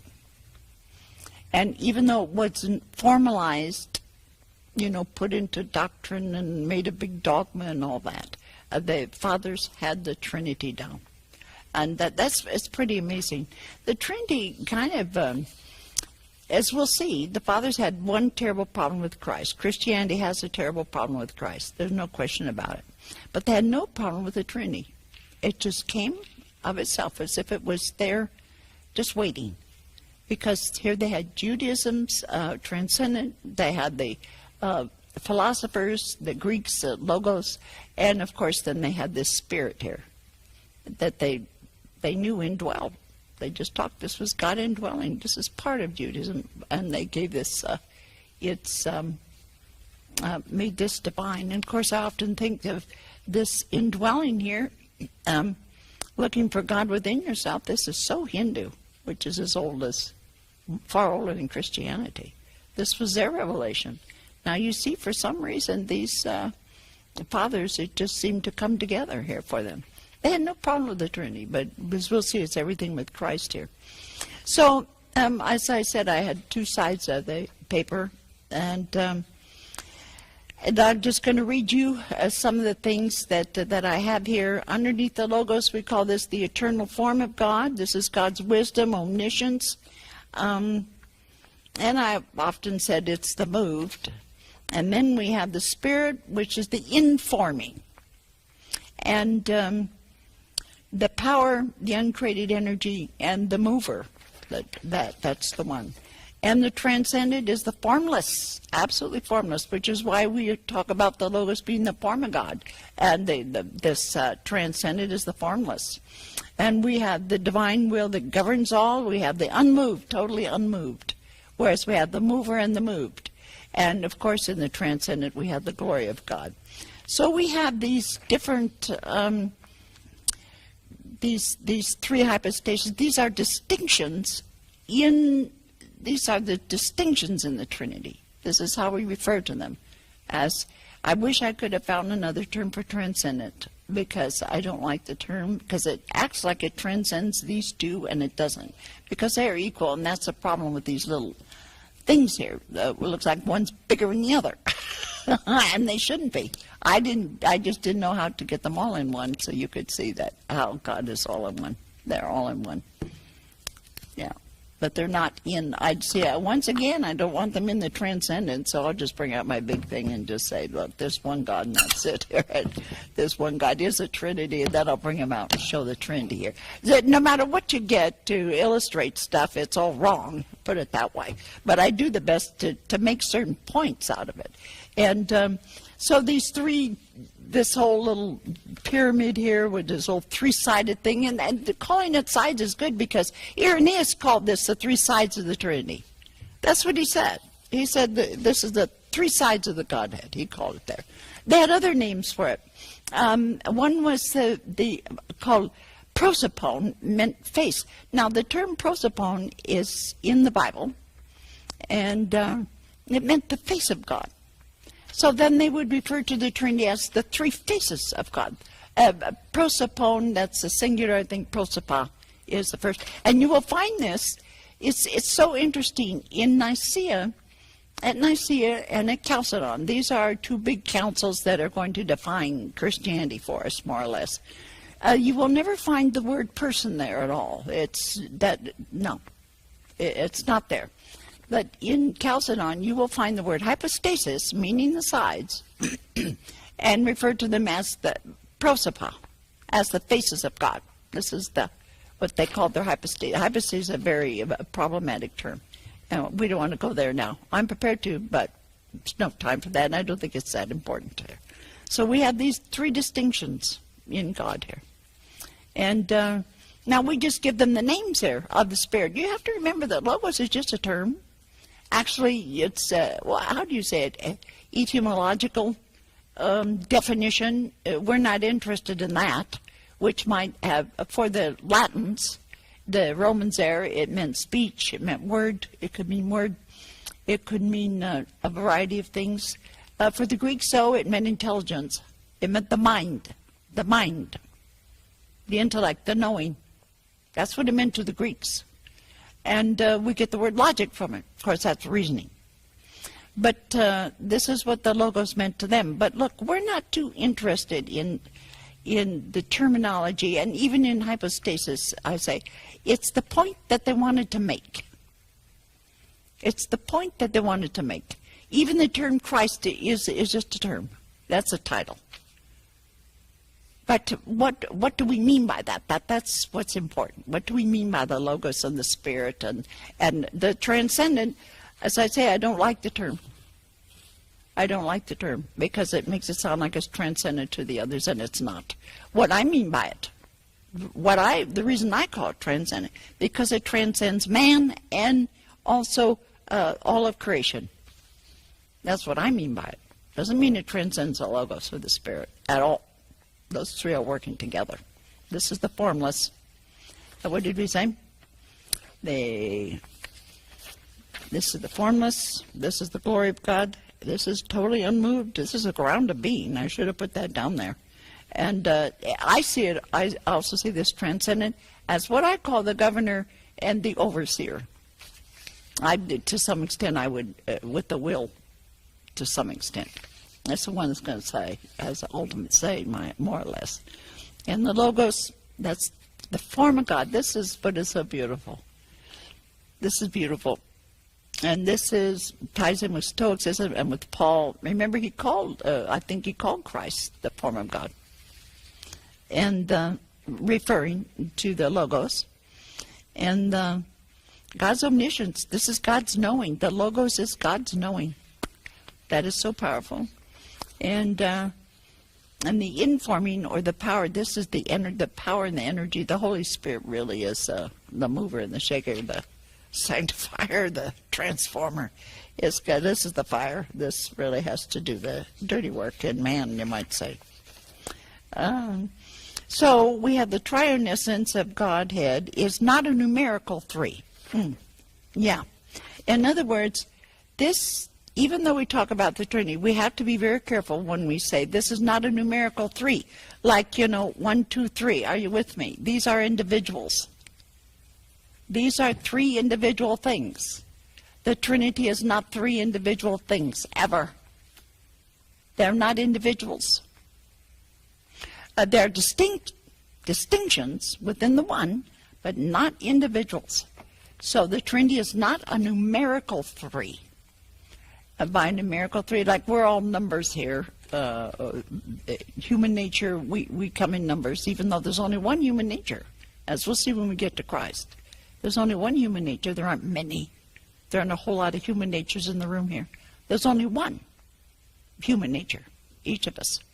And so you're going to have many beings, but just one human nature. So you can have three, because you don't have three beings here. There's no way. That's a totally different ballgame. So the Trinity is not some old man with a beard and a young man and a bird. That's often the way the Trinity is portrayed. And very often, I find in some of the literature, even the old literature, you're going to get the whole impression that they're talking about individual. As if the Trinity were three individuals. See, that's another problem with this thing here. I'm showing them as three individuals, and they're not. You don't have three individuals here. How did I have this here? This is not the Trinity. After telling you that this is kind of like this is just in Revelation here. No way there are three individuals. And so I just have to make that clear to you.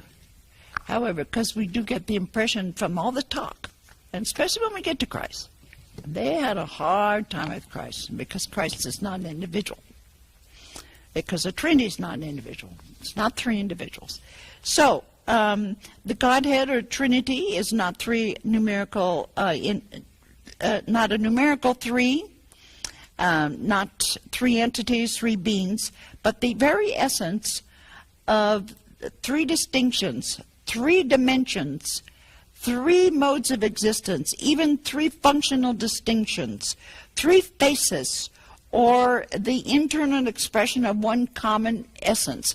It's expression of one common essence. The basis, you might say, and this, or the, well, Irenaeus put the sides, which I kind of like.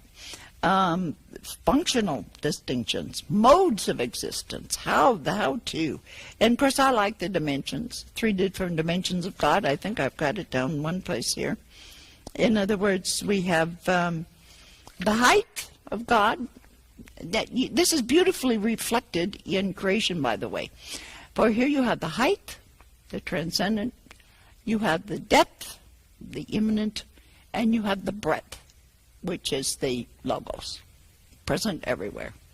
That's why when we make the sign of the cross, we have in the name of the transcendent and the immanent, deep within, and in the name of the logos, that which spreads out throughout all.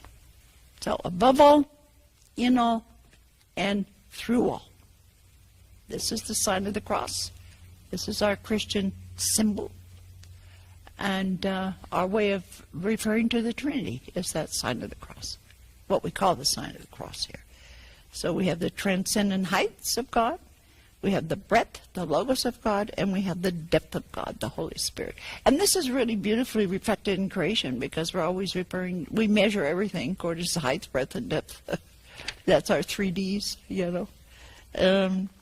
3 dimensions Godhead, reflected in creation. Okay, in the Trinity, each reveals the other. None reveals itself, because in the Godhead there is no self. This is the way it worked on me. One reveals the other. When I say, well, what is this? And so forth. The other, there would be the other revealing this. This is just the way it went. One time it kind of seemed to go around in a circle here, where one reveals the other. That's the way it works. They don't each reveal themselves. You can say, oh, well, the Logos wanted to reveal itself to you. That's not the way it goes. It's that Holy Spirit in you that's going to reveal that Logos. It is that transcendent that's going to reveal that Logos to you. It isn't itself that's going to reveal itself to you. Of course, that might be too far. We don't care how that works in the Godhead. As long as it works for us, you know, that's what matters. The Christian goal of transformation into Christ in the Trinity. We'll see Christ is in the Trinity, and that is our Christian goal. The rule of thumb, well, how it went for Christ, we still have a ways to go there. Let me see if I've written down anything else I wanted to remember to say. Each is the fullness. Okay, these 3 dimensions in the Godhead are not interchangeable, but mutually interdependent. There's no act of God that does not include all 3 of these. Immanent, even in God. Those 3 are right together there with every act of God. They're mutually interdependent. Each is the fullness of God's essence here. You know, there's no such thing as more essence and less essence. This is it. The Trinity brings together and includes all possible and different revelations of God. It integrates all man's experiences of God, and thus all man's religions. It includes every revelation we know to man. And so it integrates all our experiences of God. We will find these 3 in all. There is an experience you can have of God that doesn't fall into one of these. I don't care what it is. Now on the other side of the page, the kind of God ad extra, and to some extent think of intra and extra this way. God, as it is in itself, is just plain God. That's God ad intra. God, as we know God, is God ad extra. So what's the difference there? Is there a difference in God? No. There's a difference in us. Can you grasp that? God revealed to us, to me, and to you here. That's what we know of God. But how about if we no longer experience God? What would God be like then? If there's nobody out here to know God, nobody out here to experience God, and no self, what would it be like to be, how does God function then? It's no longer in yourself, no longer for yourself. This is God in itself, and in part our journey is going from God for ourselves to God in itself. Here's God in ourselves, for ourselves, with ourselves, and the end of our journey is to be God in itself, for itself. And not to, I don't even like putting self on the term of God, making for itself. I don't like to do that, but we're hung up with language. There's no question about it. But this is the big difference between extra and intra. We're the ones who make that dividing line here. We are the ones that do this to some extent. Of course, I do but for example, here this is us seeing God and knowing God and everything else. Once transformed into this line, though, all this is no longer here. And this is how we will know God, as Christ knows God. Remember, we will have the mind of Christ. We will know as God knows, no longer as we know. This is, and with the glory and the body and everything else, this is no longer as we know God and we experience God. This is going to be God in itself. That's why I say Christ is in that Trinity. And all of us will end up in that Trinity too. And partaking, sharing in that. This is a Christian belief. That's what Peter said. We're all going to share in that divinity. In fact, we should be saying that every day at Mass. When the priest puts that little dab of water into the wine, the prayer, the priests, I could bash them because they don't say it out loud. They have to say it, they can have a choice, say it out loud, or they can say it to themselves. And this is the prayer there is that we represent the water, and we repeat Peter's view. Just as God shared in our humanity, so do we, putting the water in the wine, share in God's divinity. God shared our humanity, we're going to share God's divinity. That is that prayer that is said in every Mass all around the world, thousands of times around the world every day, and for centuries. This is it. And who knows that? Who grasps that? I don't know. Maybe priests don't get it either. I know Father Daniel at the monastery is the only one who says it out loud. I watch them for these people. They don't realize how much their retreats are scrutinizing these people. But that we do share and partake. And all the fathers believed in the term partake, that we partake ultimately in our eternal life with God. We partake in this whole wonderful Trinity, this whole essence of God. The whole thing. We will partake in it and participate in that. We don't become divine. But, that's about as divine as you can get. Nobody would want any more than that.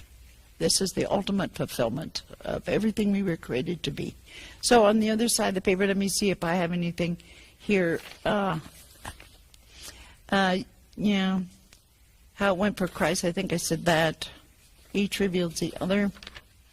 Okay.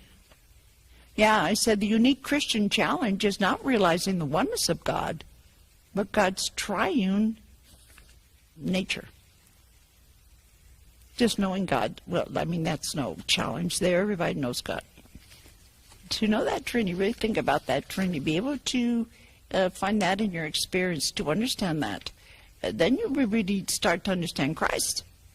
Oh, this is, and we'll see how that goes here. Let me see if there's anything else here I want to see here before we go on. Well, we have the logos. I kind of make it, when you turn the paper, the logos is throughout all. The depths of God, or this transcendent, is in all. Oh, pardon me. That would be the spirit. That's in all. And referring to the transcendent, that would be above all. So therefore we have that saying, throughout all, in all, and above all. And then we have omnipresence for the logos. Here we have omnipotent for the spirit, that energy here. And here I have the will that governs all. And that is it. And the transcendence beyond creation. Here I have the logos as the wisdom, the mind of God. And here we have the logos one with creation. One is above creation, one is one with creation. And the spirit is a transformer. indwelling in creation in us and transforming us. So the Spirit is a transformer. I also have down here the transcendent would be the object of love, and the Logos would be the subject of love, and the Spirit would be the flame of love. So the Spirit would be a revealer, and this is a transcendent, the glory of God. In other words, you keep going around. I've tried to make it, but I've also added this, that the Logos is relatively impersonal. The Spirit is very personal, and the Logos would be relatively impersonal, and the transcendent is super personal. Strictly speaking, I did a whole thing once on God is personal and impersonal, and I want to tell you God transcends both of those dichotomies or that split there. God is neither, strictly speaking, one or the other. God is supra or beyond that, being personal or impersonal. First of all, I don't see how anybody could think God was impersonal. If God revealed itself to you, how could you say God was impersonal? Just God's revealing itself. I don't care. I think some people refer to God within him as impersonal. I don't get that. But the thing is, just the fact that God reveals itself to man, just the fact we know God means that God could not be impersonal. Because if God didn't care, why would he bother to reveal himself to us? So there's no such thing as impersonal God. Even if you don't experience God as personal, it doesn't make any difference. The fact that God has been revealed. Let me check these before we go on and start with Christ here. Let's see if I have anything else. Well, I just want to make sure that the Trinity has been around before there's any Christ. And prior to Christ, prior to the revelation, yeah, we have the three dimensions reflected in creation. Let me see. And, yeah, I pointed that out.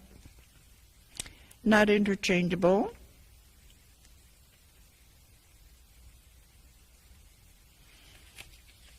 Relative to ourselves, I said, yeah. See, a lot of people only make God personal relative to themselves. Then God is personal to me and everything else there. Well, that means that without you, God would be impersonal. And that doesn't make any sense here. Just the fact God reveals himself to anybody. It means that God is personal. Threefold nature, not a numerical three, but a unity of three. Three distinctions. Yeah, just three dimensions, three modes of being, three manifestations, three hypostasis, faces, expressions, and of course for some of the fathers it was persons, three persons. These are the distinctions here. Activity within the unity, and it radiates. Well, there's so much more. There's so much more to say. I think that we'll just go on to Christ. Let me see if we had anything. Yeah. This is kind of interesting. Some note I made once. It says, some non-Christian religions isolate one of the Trinity. Thus, God is solely immanent, which tends to pantheism, and God is solely transcendent, tends to agnosticism, and God is solely immanent. Now, emanate, I mean radiation. This radiate means that pantheism really means that God is everything that exists. So this is some of the views that we get from, I would say, the Logos, can tend towards pantheism. Yeah, and I've known pantheists. I don't know if you have, but I have met pantheists, and they believe that God is all this, that the trees and the mountains and everything is God. And they admitted that they are pantheists here. And it did occur to me, though, that they really saw God in nature. They could never be a pantheist, which means that's in their heads, that it's all God.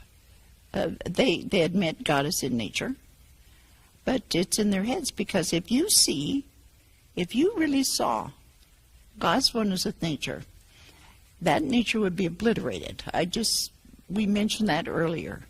Nature, to see it, you won't see nature anymore. It'll be gone. To see God in nature, to see how nature fades into God. Are you with me? Nature will fade into God, and there will be only God. Then it's like saying coming out again. Well, then you'll see nature again. Are you with me? The difference there is very important, which is why I don't see how anybody can be a pantheist. Because, you're looking at the sea or the sky or the beautiful stars, and they disappear into this divine. And then pretty soon when that revelation's over, they'll come back and there you see the stars. How could anybody think that the stars are divine when they disappear into the divine? I don't understand that. And now think about God as utterly transcendent. Well, if God is so utterly transcendent that you can never be one with it or have you can have somewhat of a personal rapport. I'm thinking of Judaism. And you know what? That becomes impersonal to you. So you have all these laws and ways of getting to God and everything else. It's a phenomena that we have so many people in Judaism that have gone to to seek a deeper spiritual life, have gone to India and have gone into Buddhism. They say all of those, one sect of Buddhists here, Vipassana or something like that. Anyway, they're all Buddhists. And there's lots of Jews in Buddhism. And I think, well, why is that? They have such a beautiful religion. Well, God is so utterly transcendent. You're here. You got to live this life according to, your rules and regulations. The God is up there. I don't know why in Buddhism, it's pretty much said, well, there isn't any God anywhere, so why bother? It's the same thing. If there's no God, and God is so utterly transcendent that you can't know God or really get your hands in there and know God, well, you might as well not exist. So I've just been trying to figure out why we get so many Jewish people going into Buddhism, for example. And that's because Judaism teaches that God is utterly transcendent. If there's no oneness with God, because God is present and He's made known how He wants you to live, and that's what matters. But there's something about that that's, I don't get it. Just say this way, I'm not Jewish. It's just a beautiful religion, and people who live that way. I know some people, some beautiful, beautiful Jewish people. And they said they'd do anything to be able to have this revelation of God, to see God. They give their life for it. I think they have seen God, but it's not recognized. I don't know, sometimes we have to throw out all our religions to tell you the truth and just go trust God for that. I know, and I know as a kid, hearing about love of God, and I thought, well, how can I love God? I don't even know God. How can you love something you don't know? How can you obey something you don't know? I mean, it made no sense to me. And then when I heard about love of God, it was all mush and stuff and feelings, and I thought, I never had any feelings like that and anything. So I remember telling my dad, I love my dog more than I love God, because I didn't even think I loved God at all. And, of course, I knew God already. But I didn't have any of these feelings for God. This was business. And so that's when I figured out, and I'll give it to you now, because I give it to everybody in my retreats, exactly what you mean by love of God. It has discount all your emotions, your feelings, and what you think about God. Forget all that. This is, and you don't even have to know God. You don't have to know God. I figured out, basically, with the help of my dad, he didn't help me immediately. But I remember listening to him one time talking about the Dominicans, and I was 10. I know I was 10. And I heard him talking about the big fight between the Dominicans and the Franciscans.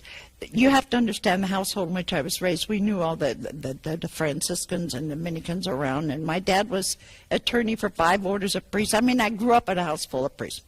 Anyway, he was talking about the big fights that they had there on theological basis as to which was the greater faculty of the soul. Was it the intellect or was it the will? And the Dominicans said, The intellect is your greater faculty because that is what you're going to see God with. That's going to be your beatific vision and to see. So that's the greatest, is to see God. And the Franciscans, you know, they're the Duns Scotus people, who I like better than Aquinas, by the way. They said that the will, love is in the will. Love of God is in the will. And that this is the greater faculty of man. That to love God, is it better, I mean, what's greater, to love God or to see God? You know, of course, it's a stupid question because really anybody who's seen God loves God. They're just, you can't draw a line between the two. But I do think to myself, when my dad said that, I thought, you know what, that, I understood that since love is in the will, and I knew my willpower because I'd been taught all these faculties by my dad. I knew this willpower. So I thought, for me, love of God is going to be a will to God. And you know, I went through my life thinking that's my private secret, but I'm telling you it works, and that's why I'm handing it on, because of my dad's work for you. Because you don't have to feel any love at all. Forget all your notions of love. This is a will to God. That is your greatest love to God. And what is God's first will for you is that you exist. I mean, it's pretty simple. But this will to God, which is, I located it right here below my belly, or in my belly, what I learned later on in life that the Japanese called the hara. I think it's called the hara. That's kind of the seat. I don't know how they define it. But it made sense to me because that's where I felt the Holy Spirit. I was never in the chest. For me, there's nothing in the chest but your guts. This is below the belly. This is your real experiences of God. The real thing, a being. It'll carry you down to here. That's kind of center. In fact, someplace Carl Jung said that was your center. How did he put that? I can't remember. But of course, all the fathers of the church believed that man was born theocentric. Every human being's born with that center in themselves. God is the center of themselves. And anyway, I didn't think of that as a kid, but I knew that my willpower was down here. So I started out on that little practice, you might say, always reminding myself of this will to God. And I want to tell you, at first I had to remind myself all the time of this. You know, mentally think, now I want to remember this and kind of get down there and just have a sense of my own willpower. That's all. And you know, you don't will anything. You don't even know who God is. It was a will to God. Well, where's God? I don't know. And who's God? I don't know. But this will, I have this will to God. Wherever it is, if it is, whatever it is. It's a will to God. I'm not willing anything. And I picked that up, and my dad said that the Franciscans held, thanks to the Franciscans, that the love is in the will. So what I found out here after a while is that I didn't have to keep reminding myself. I had a sense of this center in myself. I had a sense of it. You don't have to remind yourself of it. As I said, it gave me a sense of standing tall. Standing upright. When you have a sense of that center in yourself, this below the belly there, it makes you stand up tall. And when you stand up tall, there's a sense in you of uprightness. I don't want to say righteousness. That's a horrible word today. But uprightness of standing in your own ground, standing tall, standing in all honesty and truth. This is my being, this I exist, and I have this will to God. That's all I know. God wills that I exist, and so I do. And this, I'm telling you, it works. And I recommend everybody in the world try it. Because then you know, just throw out all your old notions about love of God. This is, and it's an experience. You experience this. It's a feel. It's like a feeling of your own being when I think of this anonymous writer here. That you really get a sense of your own being here, and that's so important here. And pretty soon, or later on, that's going to turn into that being. That is my sense of God. This is God's being. And that is also my sense of God here. So I want to pass that on to you, and I do that in all my retreats, and people do find that some I have found that that might be very, very helpful, because you have to get a feel for it for yourself. And then you'll never again have to worry about love of God. Never have to worry about it. It's just that will of God. And you don't know what there's nothing there to it. You don't will this, you don't want that. You don't even know who it's aimed for. But it's an intentional thing, and you do that intentionally. And I think that's going to take care of everybody's whole spiritual life right there. At least mine developed from there. And all you can do is pass on what works for one. Might also work for another. Now, we want to go on to this. This is the big issue now, Christ here. I don't like that one, but anyway, we'll leave it there. And this is my little trendy here. And this is pretty good to leave up here, because we put our finger on the line, and here we have Christ. And this was this enormous revelation of Christ, as I said. What is so important about the revelation of Christ is that it's not the revelation of God, and it's not the revelation of some little human being. Who is that? What's that mean? Anyway, this is not the revelation of some being. God didn't give us another God for the pantheon. This has nothing to do with Christ. This was this enormous revelation of God's eternal oneness with itself. And what the incarnation is the true nature of. Now, the term incarnation, take it very lightly. The reality of Christ goes beyond even the incarnation. Incarnation is a very limited term, and I'll tell you why in a minute. But this revelation that we call Christ, remember, that's just a term. This was God's revelation, not of God, but of man's eternal oneness with God. This was God creating and uniting to itself its own human nature. This human nature didn't belong to you or Jesus or anybody else. This is God's human nature, eternally one with God. God created it right from itself to be eternally one with God. And this is Christ. This is Christ. This is what all of us are called to become, to be transformed into.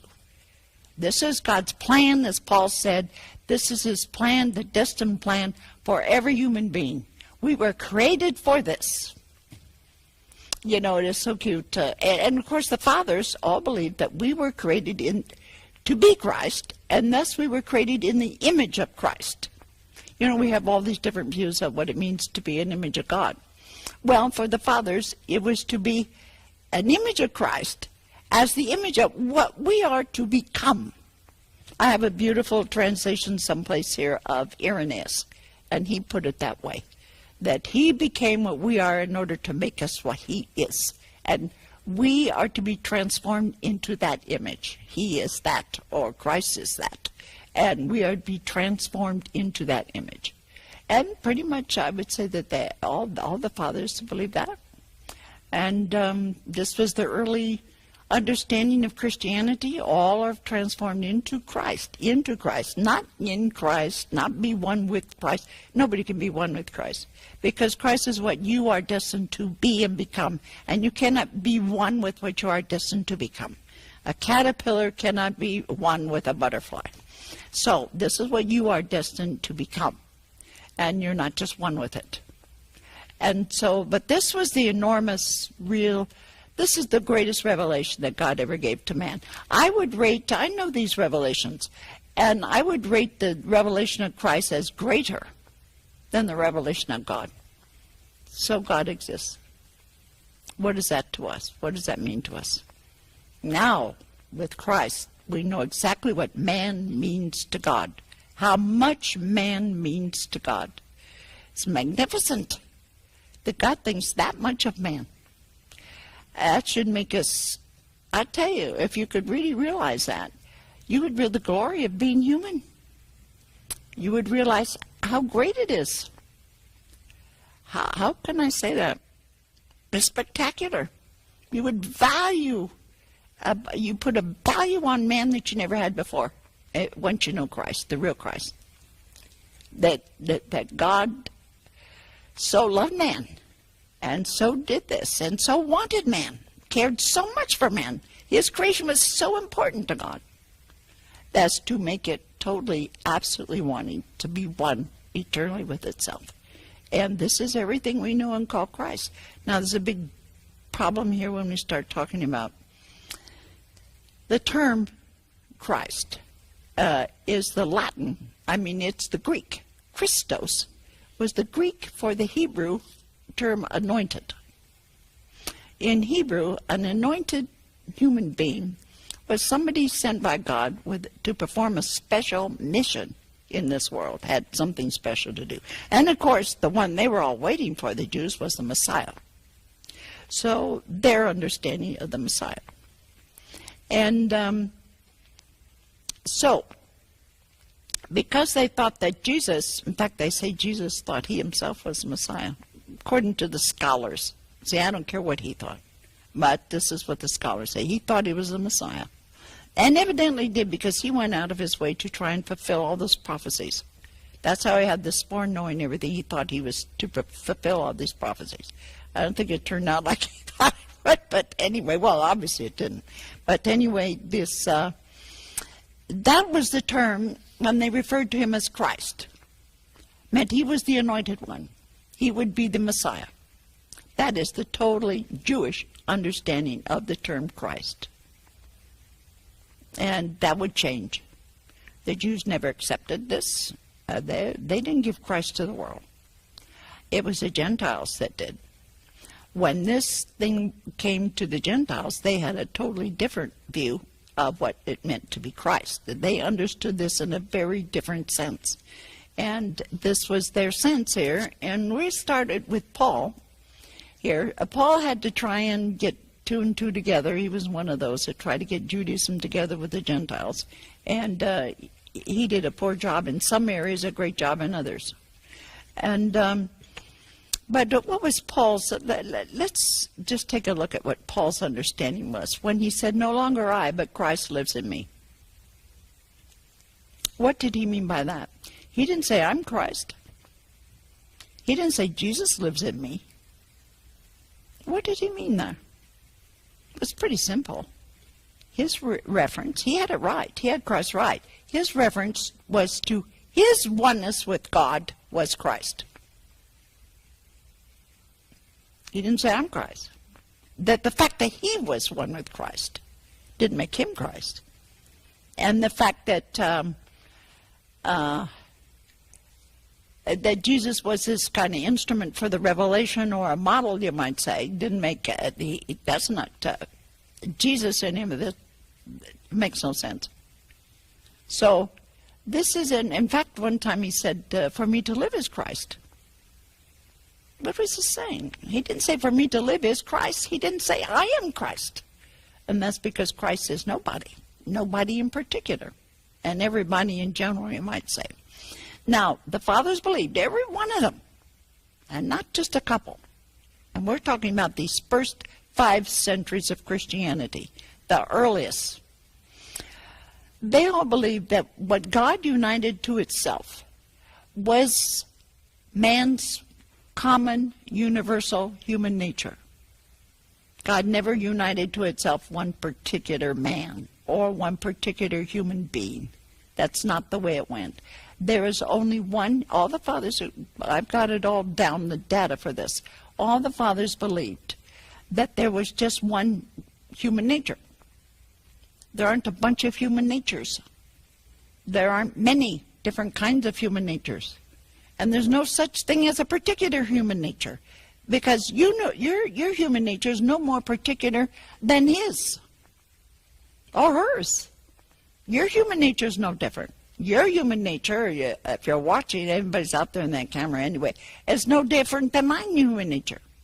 There's only one human nature. And this one human nature is what Almighty God united eternally with itself. And everybody, so this is God's human nature.